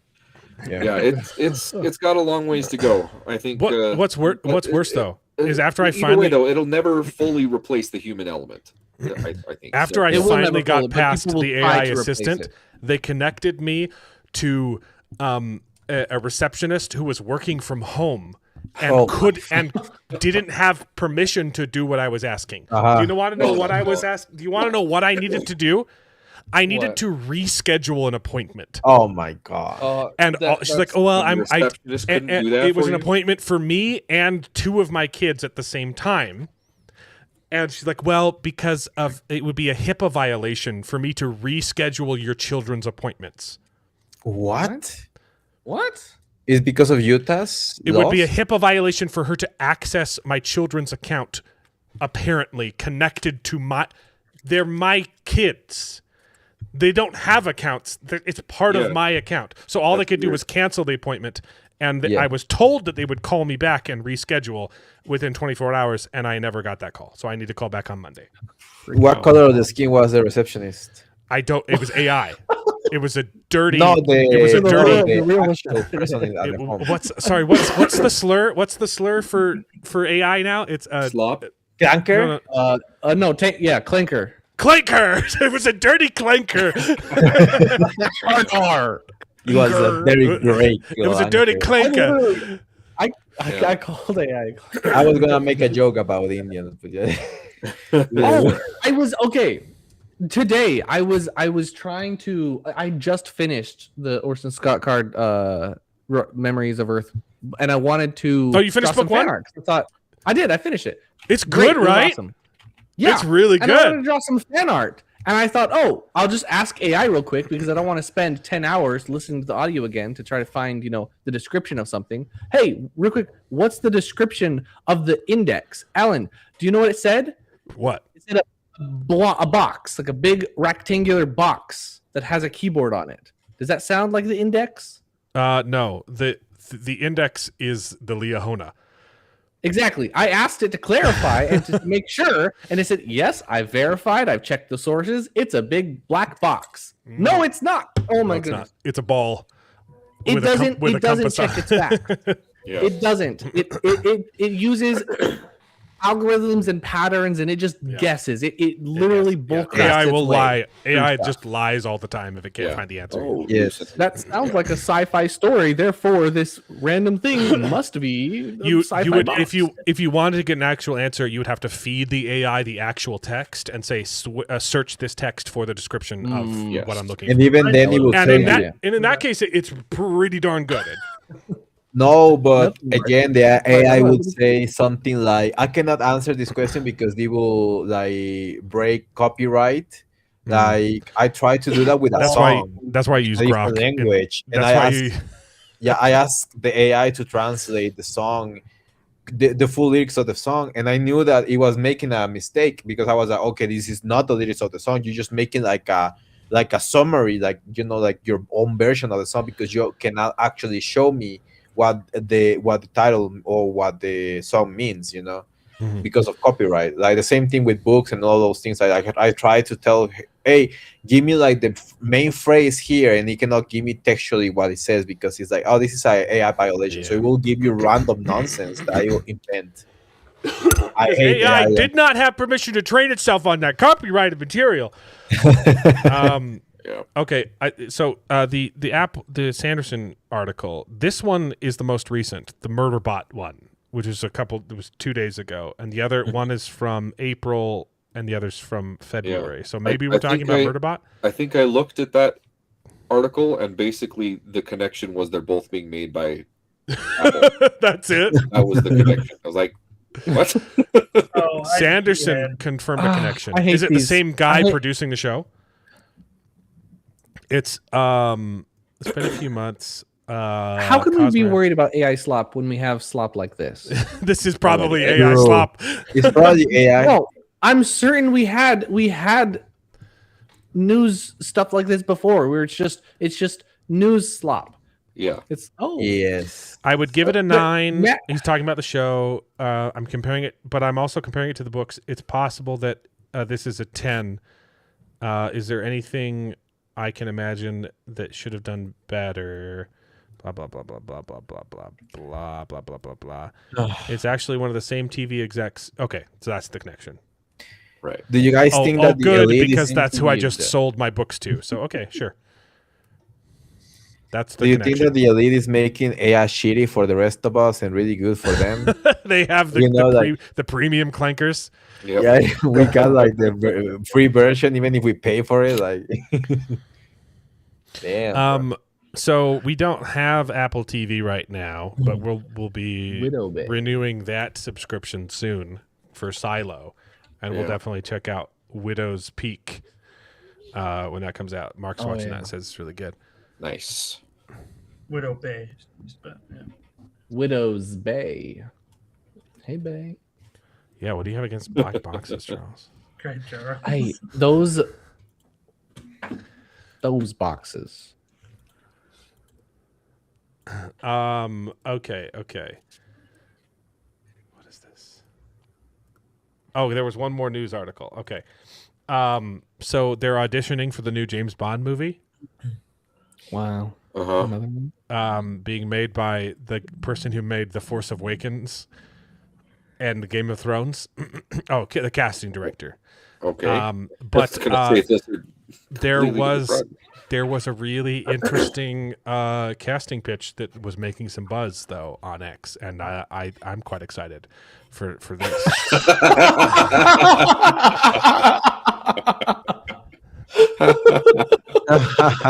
Is that the White House? Yeah.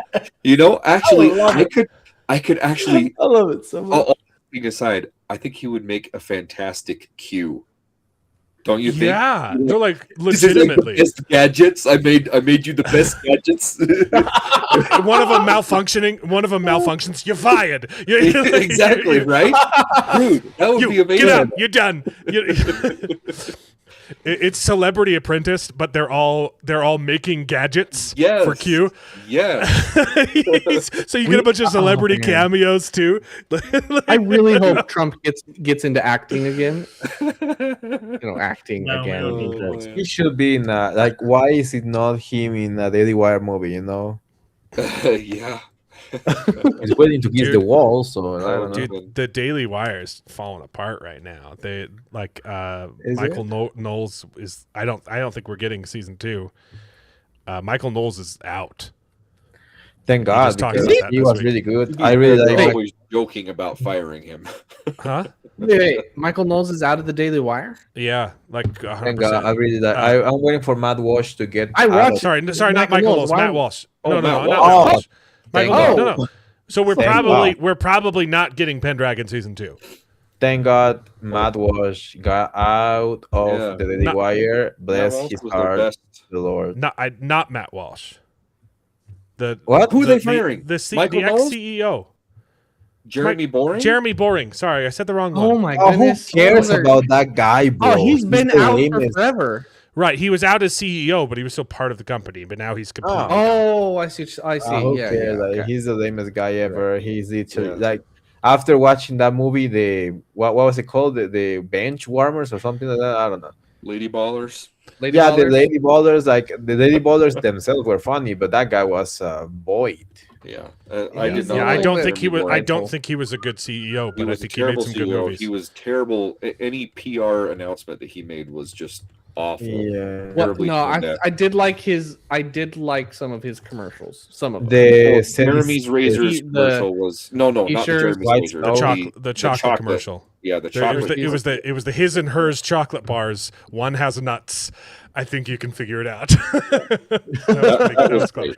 That was great. Jeremy Razors was not a bad idea. It was just bad execution. Yeah. No, I was not a huge fan of him. Kind of glad he's gone. But no, he's officially out forever now. No, bro, you baited me so bad. I thought it was Matt Walsh, the one. Come on! I thought that he was going to do his first documentary, "The Truth About Israel." No, yeah, Matt Walsh. I like him. He's good. Matt Walsh is their best commentator. Yes. He doesn't. I don't agree with all of it's a follow up to "What is a Woman?" and it's "What is a Jew?" or what? No. It would be like who's actually ruling America? Oh, he's there. What is an Israeli sympathizer or something like that? Like, did you watch his Am I Racist? What is an anti-Semitism? That's am I an anti-Semite? That's what it needs to be. That's what it is. That's it. Great. That's a great name. Mark Given is fine, but he's kind of dry. He's so boring. He's very, very boring. Of course, he's very Mark knowledgeable. would prefer him. He's a very smart guy, but he's just kind of like a diet Jordan Peterson, like very stale delivery on everything. And I mean, I love the guy to death, but I can't listen to his full show. It's just so boring. I haven't enjoyed. I've enjoyed Andrew Clavin. I think the one I usually watch is Michael Knowles. And occasionally, I mean, whatever.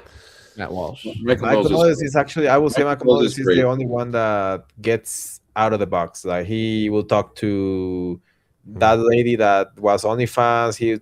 He talked to like some other people that he went on the whatever show. Whatever podcast. The whatever podcast. The Internet Bimbo podcast. It's actually the one that gets out of the box. No, but the whatever podcast and the other podcast that is like those are the manosphere now. Like that is the red pill movement now. Like the Israel Pro, like all that died out. Like the Daily Wire lost so many subscribers, so many viewers. Like it's irrelevant now. Like Candace Owens is running around them, and I don't like Candace Owens. I think that she's crazy, that she lost her mind. But Candace Owens just jumps on whatever hype train she can find and throws shit. that doesn't agree with Did you guys see that she was accusing the church of being communists? Yeah. Which she accused the Mormons of assassinating Charlie Kirk. Oh yeah. What? It was a collaborative effort with the Jews. With the Jews. Yes. Come on. It was our fault. Bro, It makes no I sense. wanted to be. I mean, it did happen to you. What is it called? LDS? Latter-day Saint. LDS so much, but come on, they Kirkinated my boy. That's not good, bro. Hey, it was an ex-Mo. It was an ex-Mormon. Okay. But even if it was a member, it's not the church doing it. Yeah. Yeah, it's not. That doesn't really mean. Yeah. And no, okay. she's crazy though. She's just all right. She's insane. Yeah, she is insane. We have gone off the rails. We've got Punisher, one last really bad kill, with some accompanying things to show on screen, and then we've got some Odyssey. What do we want to do first? I didn't watch Punisher. You said you wanted to do Punisher first. All right. We'll skip to the fun stuff then. All right. Okay. Let's pull up the Odyssey, but we need sound. Let's see. Yeah, the more and more I see of the Odyssey, the more disinterested I am, and the more I think Christopher Nolan has gotten. So he's flown too high to the sun. It's all but wings are still scorched, and he's falling back down to the earth. It's still not like official. Ellen Page is playing Achilles, but the fact that they haven't made it official at this point is kind of probably because it is. That's who she's playing, and the whatever her name is the black lady is playing Helen of Troy. Yeah. And her sister, for some reason, she's playing two roles. I just think Matt Damon as Odysseus, he looks really good, and I love John Bernthal as an actor, but I agree that his accent in the first trailer or the first teaser they did was terrible, and I'm not excited for any of the other castings. I think every other casting that they have released is just terribly miscast. I think Matt Damon. Did you say Matt Damon? Tom Holland. Yeah. Tom Holland is a great actor. I don't think he fits the role. I think if you cast Anne Hathaway pre all of her facial cosmetic surgery, she would make a good wife to Odysseus. But now she can't move her face. Yeah. So another reason I don't want to go see The Devil Wears Prada. Okay. Yeah. So finally we have come to Nagumba Bonino. That's the name of the actress. Okay. Yeah, Nagumba. But we finally came to the most racist display.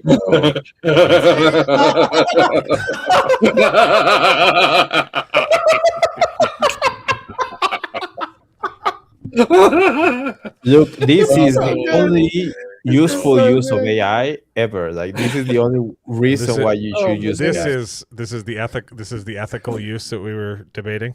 Yeah. Yes. I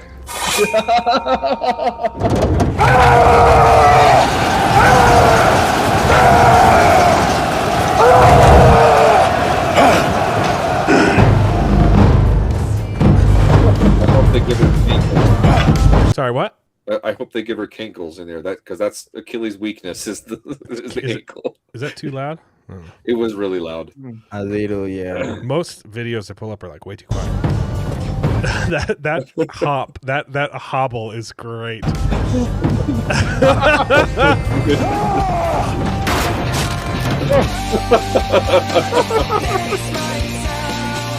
Oh, can't play too much of that song. Yep. That is good. That is good. Goodness. There's been a few of them. This one's pretty good too. This one was the best. In my opinion, this one was the best. All he asks is that Sparta kneels a simple bow and your people will be spared. Don't call me ma'am. My apologies, miss. Zexus is generous. He only wants your loyalty. Surely even a delicate thing like yourself can understand that. The mastectomy scars. I said don't fucking misgender me! Oh. Ma'am, calm down. No need to get emotional. It's It's still an old lady. Oh no! This is beautiful. This is cinema. Oh my goodness. It is Sir!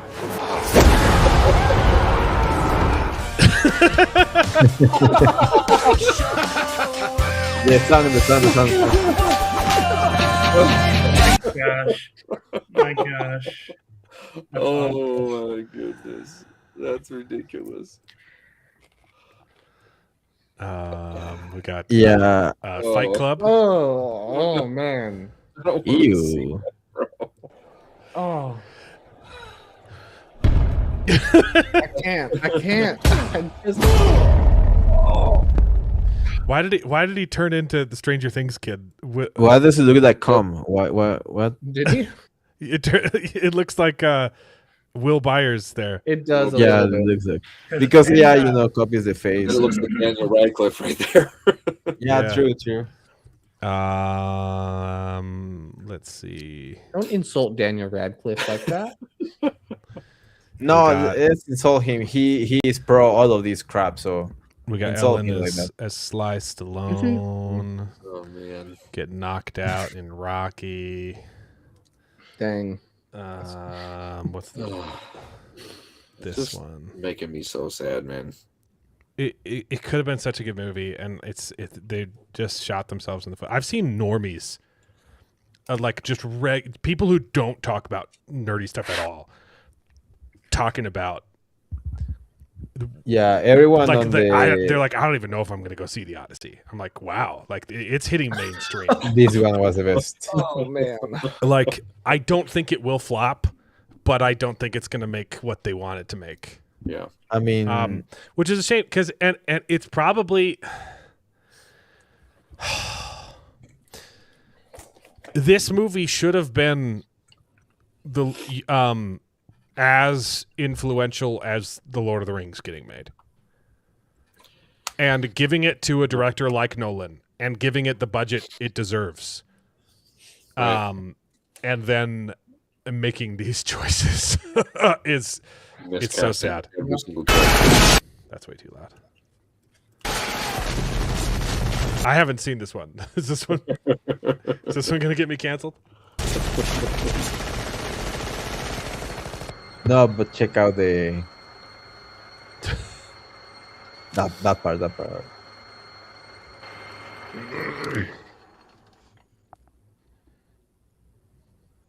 That. So scrawny. Super.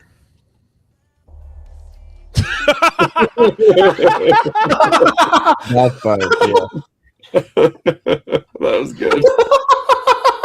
Oh no! Yeah. Accurate.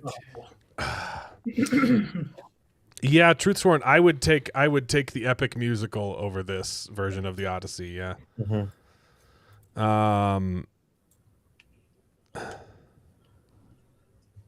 Well, the epic musical is pretty good. Yeah. So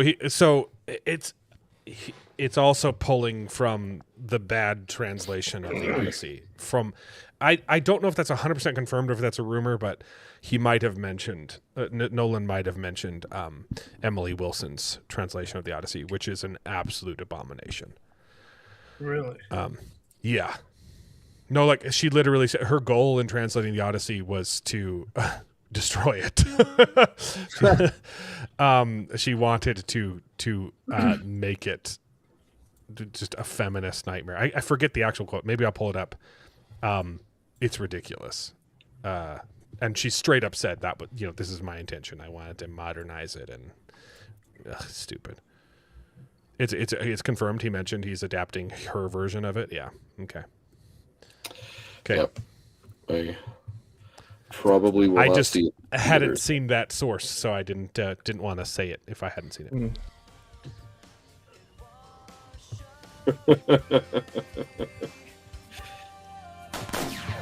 Right, we were done with that. The stick figure was the that was the stinger. That was good. phenomenal. Yeah, so like I said, it's one of the most racist things that I ever seen in my life. Is clear just pandering. I don't know if you guys saw, but there was a promo with LeBron James and Bronny James with Nike during the NBA playoffs, which was basically the biggest promo that they ever that a movie has ever done with a sport with a sports guy, with a celebrity, sports celebrity. It was clearly pandering to a specific target audience, which is Gen Z and Black people. But Gen Z are usually very, very, very racist most of the time nowadays. So it doesn't really matter and it is not going to work. And the pandering to Black people, what I say that is because of the hiring of Travis Scott, giving him a random role in this movie while there were not sub-Saharan Black people in Greek in that during that area of time. The Greeks have their own culture and they have been very, very much oppressed by a lot of other cultures like the Ottomans and the Romans. They were very much oppressed by the Romans and by the Ottomans too. So yeah, I don't know why they did that. I think that because they saw Greeks and they say, "Oh, Greeks are white, so let's destroy their culture." But they are not white. They are very, very much not white. They have a different skin color, different origin, and a way more diverse genetic background that just black or white or any of these things that we have in right now. Right. Have very interesting history and it's very sad what they're doing. And like again, is one of the most racist things that I ever saw against pandering against Black people and also destroying the culture of the Greeks. And I'm gonna make a video about it tomorrow. So that was part of my Right. Yep. It's just it's sad. Let's see. Her Emily Wilson's goal in translating the Odyssey was to provide a fresh, precise version of the text, unburdened by centuries of patriarchal bias. So she stripped away the morals and apparently anachronisms. She created that's wrong. She created anachronisms. She has Odysseus say, it's party time. No, he says what? He says when he gets back and he's about to punish the people at home, he says playtime is over.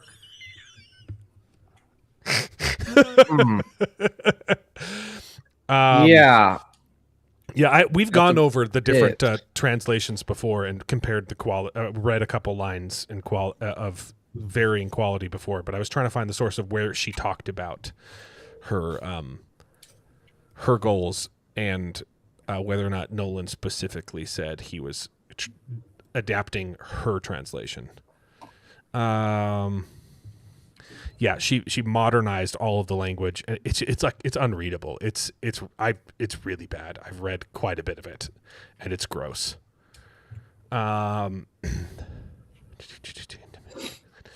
Oh, you sent me another. Okay, let me pull it up. All right. So yeah, Odyssey is not looking good, guys. Yeah. Dang. It's gonna flop in a way, it's not gonna make the $1 billion that we're waiting for. Yeah. It's gonna flop in a sense. I hope so. All right. I didn't doubt you, Salty. I just said I hadn't heard that. So thank you for confirming it for me. I know people were saying he was adapting Emily Wilson's adaptation, but I said I didn't see the source where he said this is the version I'm adapting. Did Nolan use feminist woke translation of the Odyssey movie? Thank you, Salty, for the source. Blah blah blah blah blah. Where's the quote?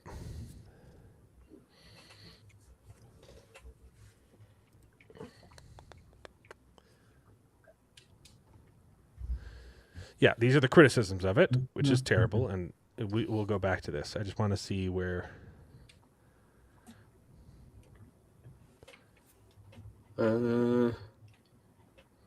Holy moly.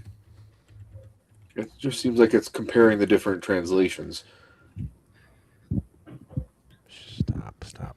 Yeah. Well, while you look for that, have you guys heard anything about the Gina Carano and Ronda Rousey fight? Isn't that happening right now? It's right now. Yeah, I'm watching it. It's not Dude. yet right now, but it's going to be like in 10 minutes maybe. Yeah. She lost 100 pounds. She looks to get ready insanely good. I don't know what type of. She looks really good. Yeah, she I looked don't good know. before, but like she massively yeah. slimmed down for this fight. Yeah, it's it's the first insane. paragraph.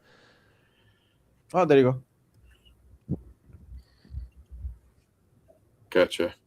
Adopted by filmmaker Christopher Nolan. Yeah, I know, but like, where is it saying he said this is the version I'm adapting? I just. Yeah, this article. I know people have said it. I haven't seen Nolan saying this is the version I chose. Like, this is people saying this is what Nolan's doing. Mm-hmm. I get it, right? I just want to make sure I'm being accurate. But yeah, so look at these. This is absolutely true. Her version does not read like poetry. It reads like a Tumblr post. It's just like, you said it's a Greek source. Okay, I'm just not gonna dox your DMs real quick. Let me pull it up on a different screen. I thought that's what I agree with you, Salty, but that's what running does to a human being, and also Muay Thai. Yeah, Muay Thai and running. She lost some of that. She lost some of that cake. She never really had that much of a cake. She had more, like a front. Yeah. A bosom. I haven't used that word in years. A bosom.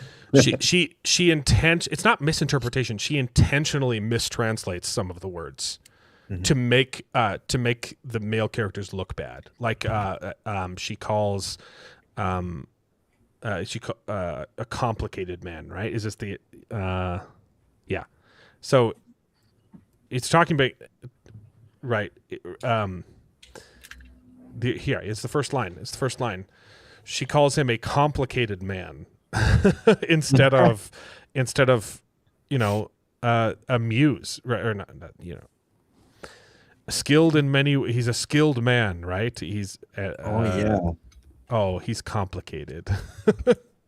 I remember you showed me that, right? Should tell me a song of the various minded man, right? Who's juggling morals and trying to be good. Now he's complicated, guys. So apparently, I'm reading up on this a little bit more. Apparently, there was an interview that Christopher Nolan did with Empire magazine. There you go. And he didn't confirm it or whatever, but he said in the interview he name checked and quoted from the Emily Wilson translation. So apparently, in the interview itself, one of the quotes that he said from it was directly from her translation of the Odyssey. Oh, and they're okay. taking that as confirmation. It's Got it. Probably, dude. Salty, I appreciate the article. All I wanted was what David just said. Did Nolan confirm this is the version he said? I know this is Greek. This is great. Thank you. This is what I wanted to talk about too. I'm not. Oh, Salty. Yep. It's in a deleted post though, so I don't think. Oh, he deleted it. Oh, okay. Oh no. Yeah, that's what I was saying. She changes the meaning intent of Greek words to twist. Yeah, intersectional deconstruction. Nicholas Sullivan. Bo. Odyssey. Yeah, just read this. Tell me about a complicated man. Muse, tell me how he wandered and was lost when he had wrecked the holy town of Troy, and where he went and who he met, the pain, the suffering in the storms and the sea, and how he worked to save his life and to bring his men home. He failed to keep them safe. Poor fools. It's not it's not sing in me muse and through me tell the story of that man skilled in all ways of contending the wanderer harried for years on end after it's just freaking poetry. Yeah.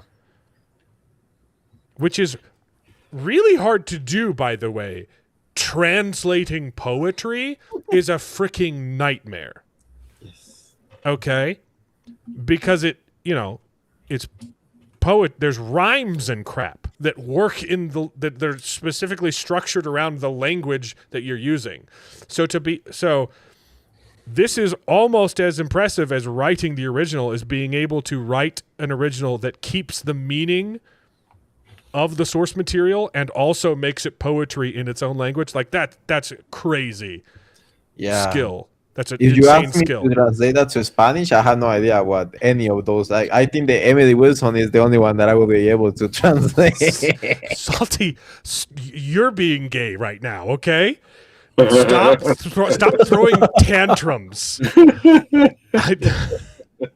Talk about that trash Merlin show more.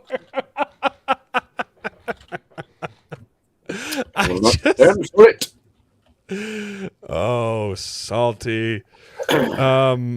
Holy moly. I'm watching right now. Nate Diaz is fighting another guy and he's getting his ass destroyed. His entire body is in blood. Like, I thought it was an exhibition match. What are they doing to these guys? Oh my god. What are they gonna do to Gina Carano? I would take literally any of these translations. They're all so much better than Odysseus. He's complicated. Anyway, Yep. Yeah. It's a terrible translation. And it got pushed hard. The left, like, everyone was saying, oh, you gotta read. A woman finally translated the Odyssey. It's terrible. Because that's the thing they only value. They don't care about it being a good translation. They just care that it was a woman who did it. You want to know a fun fact, though? It's funny that they took the Odyssey to make feminist. A fun history fact: apparently, the Odyssey is the first case, at least that we know of, in written literature, where someone tells a woman to shut up. Ooh, that's nice. A fun fact. Okay, history. So that's the Odyssey. That's it. Okay, the Murderbot article was the one we were supposed to look at. Yes, it was the terrible IGN article. Yep. It's just, hey, Sanderson said a thing in his video, and we're saying it worse. Yep. And it wasn't really saying anything. It's no one attached to the show. It's just saying, hey, yeah, Apple bought it, and it's the same executive that it bought. Translating the Psalms into English, that was a feat, and yeah. Yep. Translation is already a nightmare, and then when you're translating a poem, it's crazy. Yep. I had to do that in school. Is very hard. Yeah. I wasn't very good at it. Nothing more difficult than translating the freaking United States judicial system. Is so complicated. You guys are so I mean, the laws are good, but they are so complicated. Yep. Yeah. Well, speaking of laws, it's illegal to punish people even if they're criminals, and we had to watch The Punisher. And that's what he does. He punishes. That was a bad segue. Yep. And with that, I'm out because I haven't seen it yet, and I have nothing else to contribute. Yeah, but David, what about this line? I'm the one who's doing the punishing now. I am the one that knocks. I want to show you this. You don't need context here, but this is an actual fight. Yeah. This is not slowed down. This is the speed in which it was presented. This is a shot that made it into the final cut of this film. Yeah, I remember this shot. For some reason, they slowed it down on purpose. This shot, honestly, played at full speed, would have been fine. I don't think anyone would have even noticed. Probably they couldn't. They literally couldn't. Yeah, there's no reason. It looked super janky. I saw this before I saw the episode. I saw someone posting this. I thought it was a clip from Uncharted. Yeah, How is it literally not looked AI? like a video game cutscene. Yeah. And so people were trolling them for this, right? There's a kind of a closer version. And then they tried to push the narrative that it was shot in camera. And you're like, okay, maybe you shot something in camera, but even like the animation of the thing falling apart, that's not okay. Look, this piece pops into existence. Look, watch. See? And then there's another one underneath it. There's another one underneath it. It's the same, so yeah, you did film him, a stunt double, falling onto a box. But the stuff popping off of the box is animated, and his face, maybe his legs are real, but the face is a replacement, right? No, that's full CG. That's nothing of that is real. They may have filmed it and then used it as reference to recreate it. And then they're like, no, trust us, guys. We did this for real. That looks AI. Bro. What's fun? Here's what's funny. Yeah. That's the actor. Yeah. So this is not the scene that they would have had to use in the final cut because they had to replace his face. Right. So this is not what was shot in camera. This is a reference. Yes. Yeah. So look forward to that. I thought because I saw that and I was like, is that Uncharted? Oh wait, no, that's the thing I'm about to watch. And I thought, oh, it can't be that bad. This must be slowed down, and in the shot it's going to be a blink and you miss it thing. No, they slow it down, and that is how it's presented in the show. It's terrible. Yeah, that's a bad scene. Yeah, but you can go now, David. Yep. All right. Oh, unless you want to see the Babylon Bee article, this one's fun too. Yeah, I haven't seen any of this either, so I'll probably be heading out. Breaking news: wife seems upset, but update. It was a false alarm. She said she's fine. There you go. There you go. That's wonderful. I sent that one to Dad. He laughed. That's good. Yeah. All right. So okay. next week is, I guess, The Devil Wears Prada and The Mandalorian and Grogu, unless Jared texts me and says he's not going to watch it in theaters, because then I'm not going to bother, and I'll talk about it next week. Yeah, I will maybe see it on discount Tuesday the next week, but I'm not going to see it. Are you planning on seeing it, Jared? I don't know. I just don't watch a lot of movies. I don't want to force anyone to watch this. It looks terrible. But I know Jared is probably going to watch it next week, and if he does, I will also watch it. The problem is, though, that we're going to have Spider-Man Noir directly streaming on Prime, so that's not a theatrical release. That's so on the 27th. Mandalorian and Grogu and Spider-Man to talk about. That's on the 27th. No. Right. Oh, then the week after, right. If we don't see Mandalorian... Oh, are they dropping the whole show at once? Spider-Noir? It's a movie. It's a movie? Oh, I thought it was a show. Okay. I'm pretty sure it's a movie. The way that the trailer that I saw, it seemed like it was an episode they were dropping.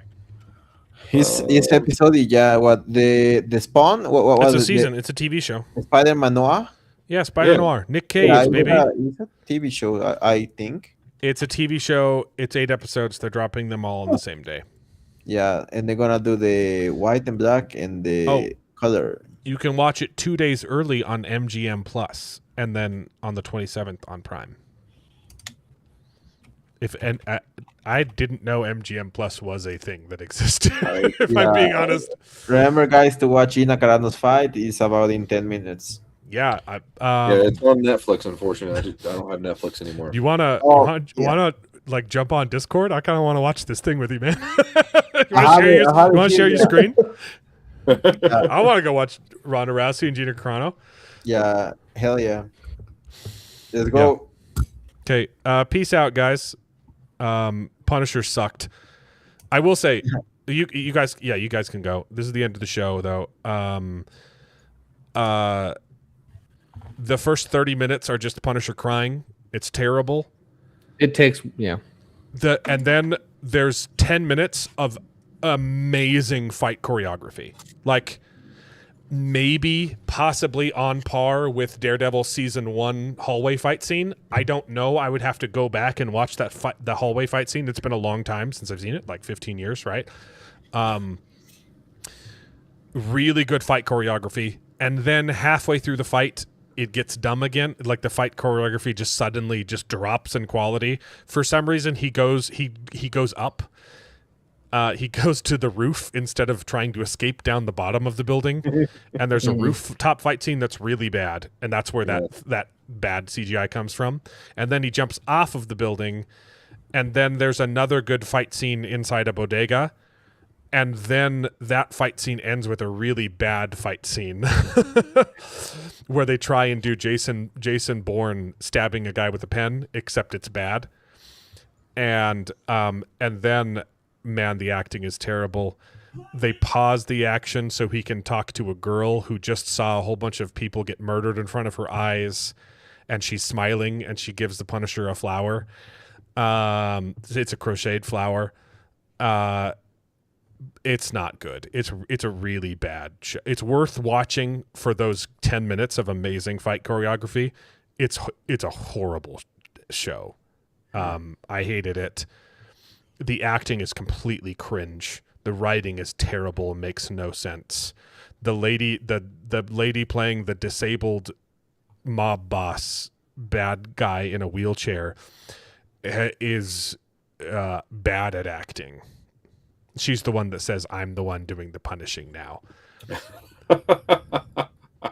It's really bad. I want to go watch Ronda Rousey. Yeah, no, I didn't watch the show, so I didn't have a lot of context. But I guess he was just kind of abandoning his punishing stuff. What was there an explanation? Also, I started rewatching season 2 because I watched like 2 episodes of Punishers. The premiere of season 2, Punisher, is really good.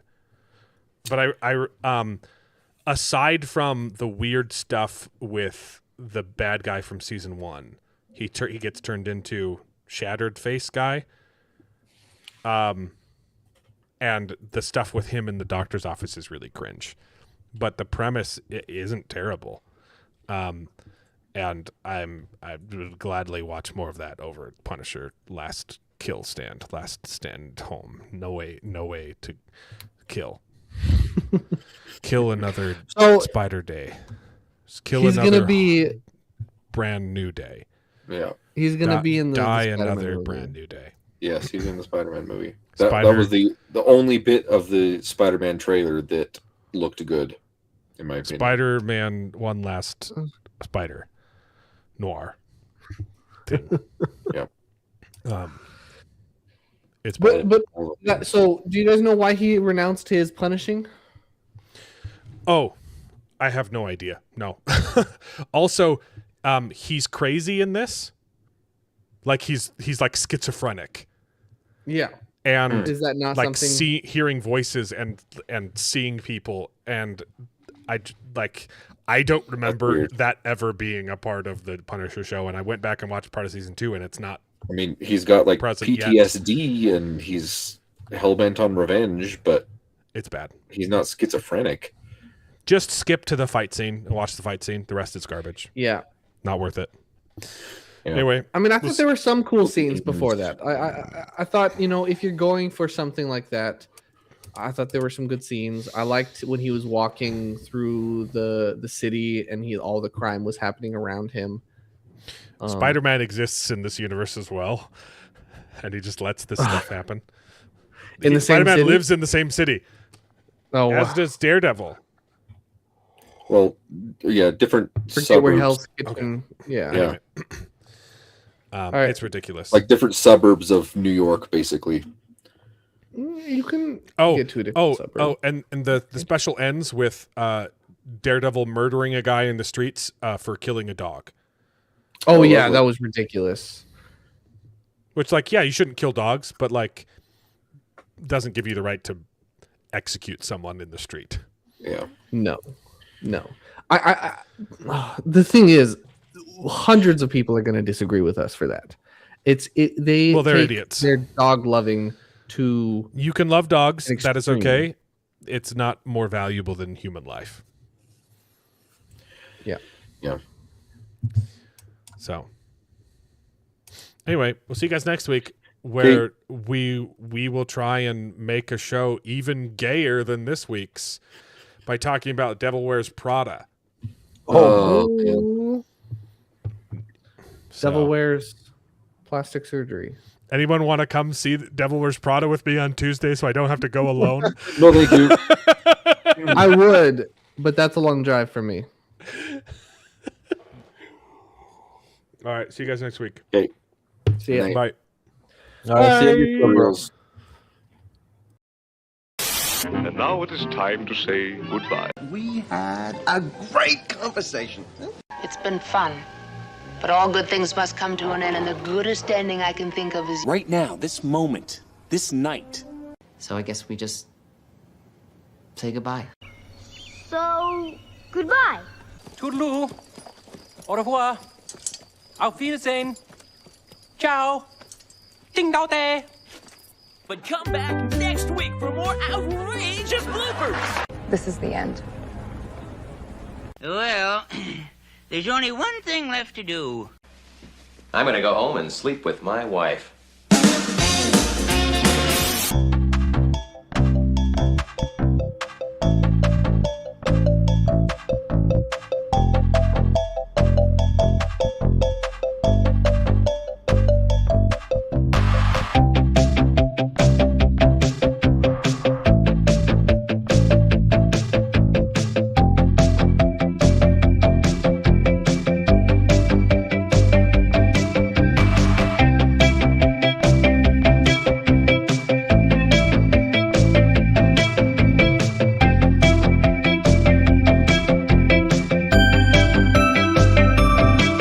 Well, I hope you enjoyed the video. If it's true, please take a minute to subscribe to the channel, and you can join us along for the ride. And if you pay me, I'll try to be more entertaining. So please consider joining Patreon and getting your name in the credits with pride.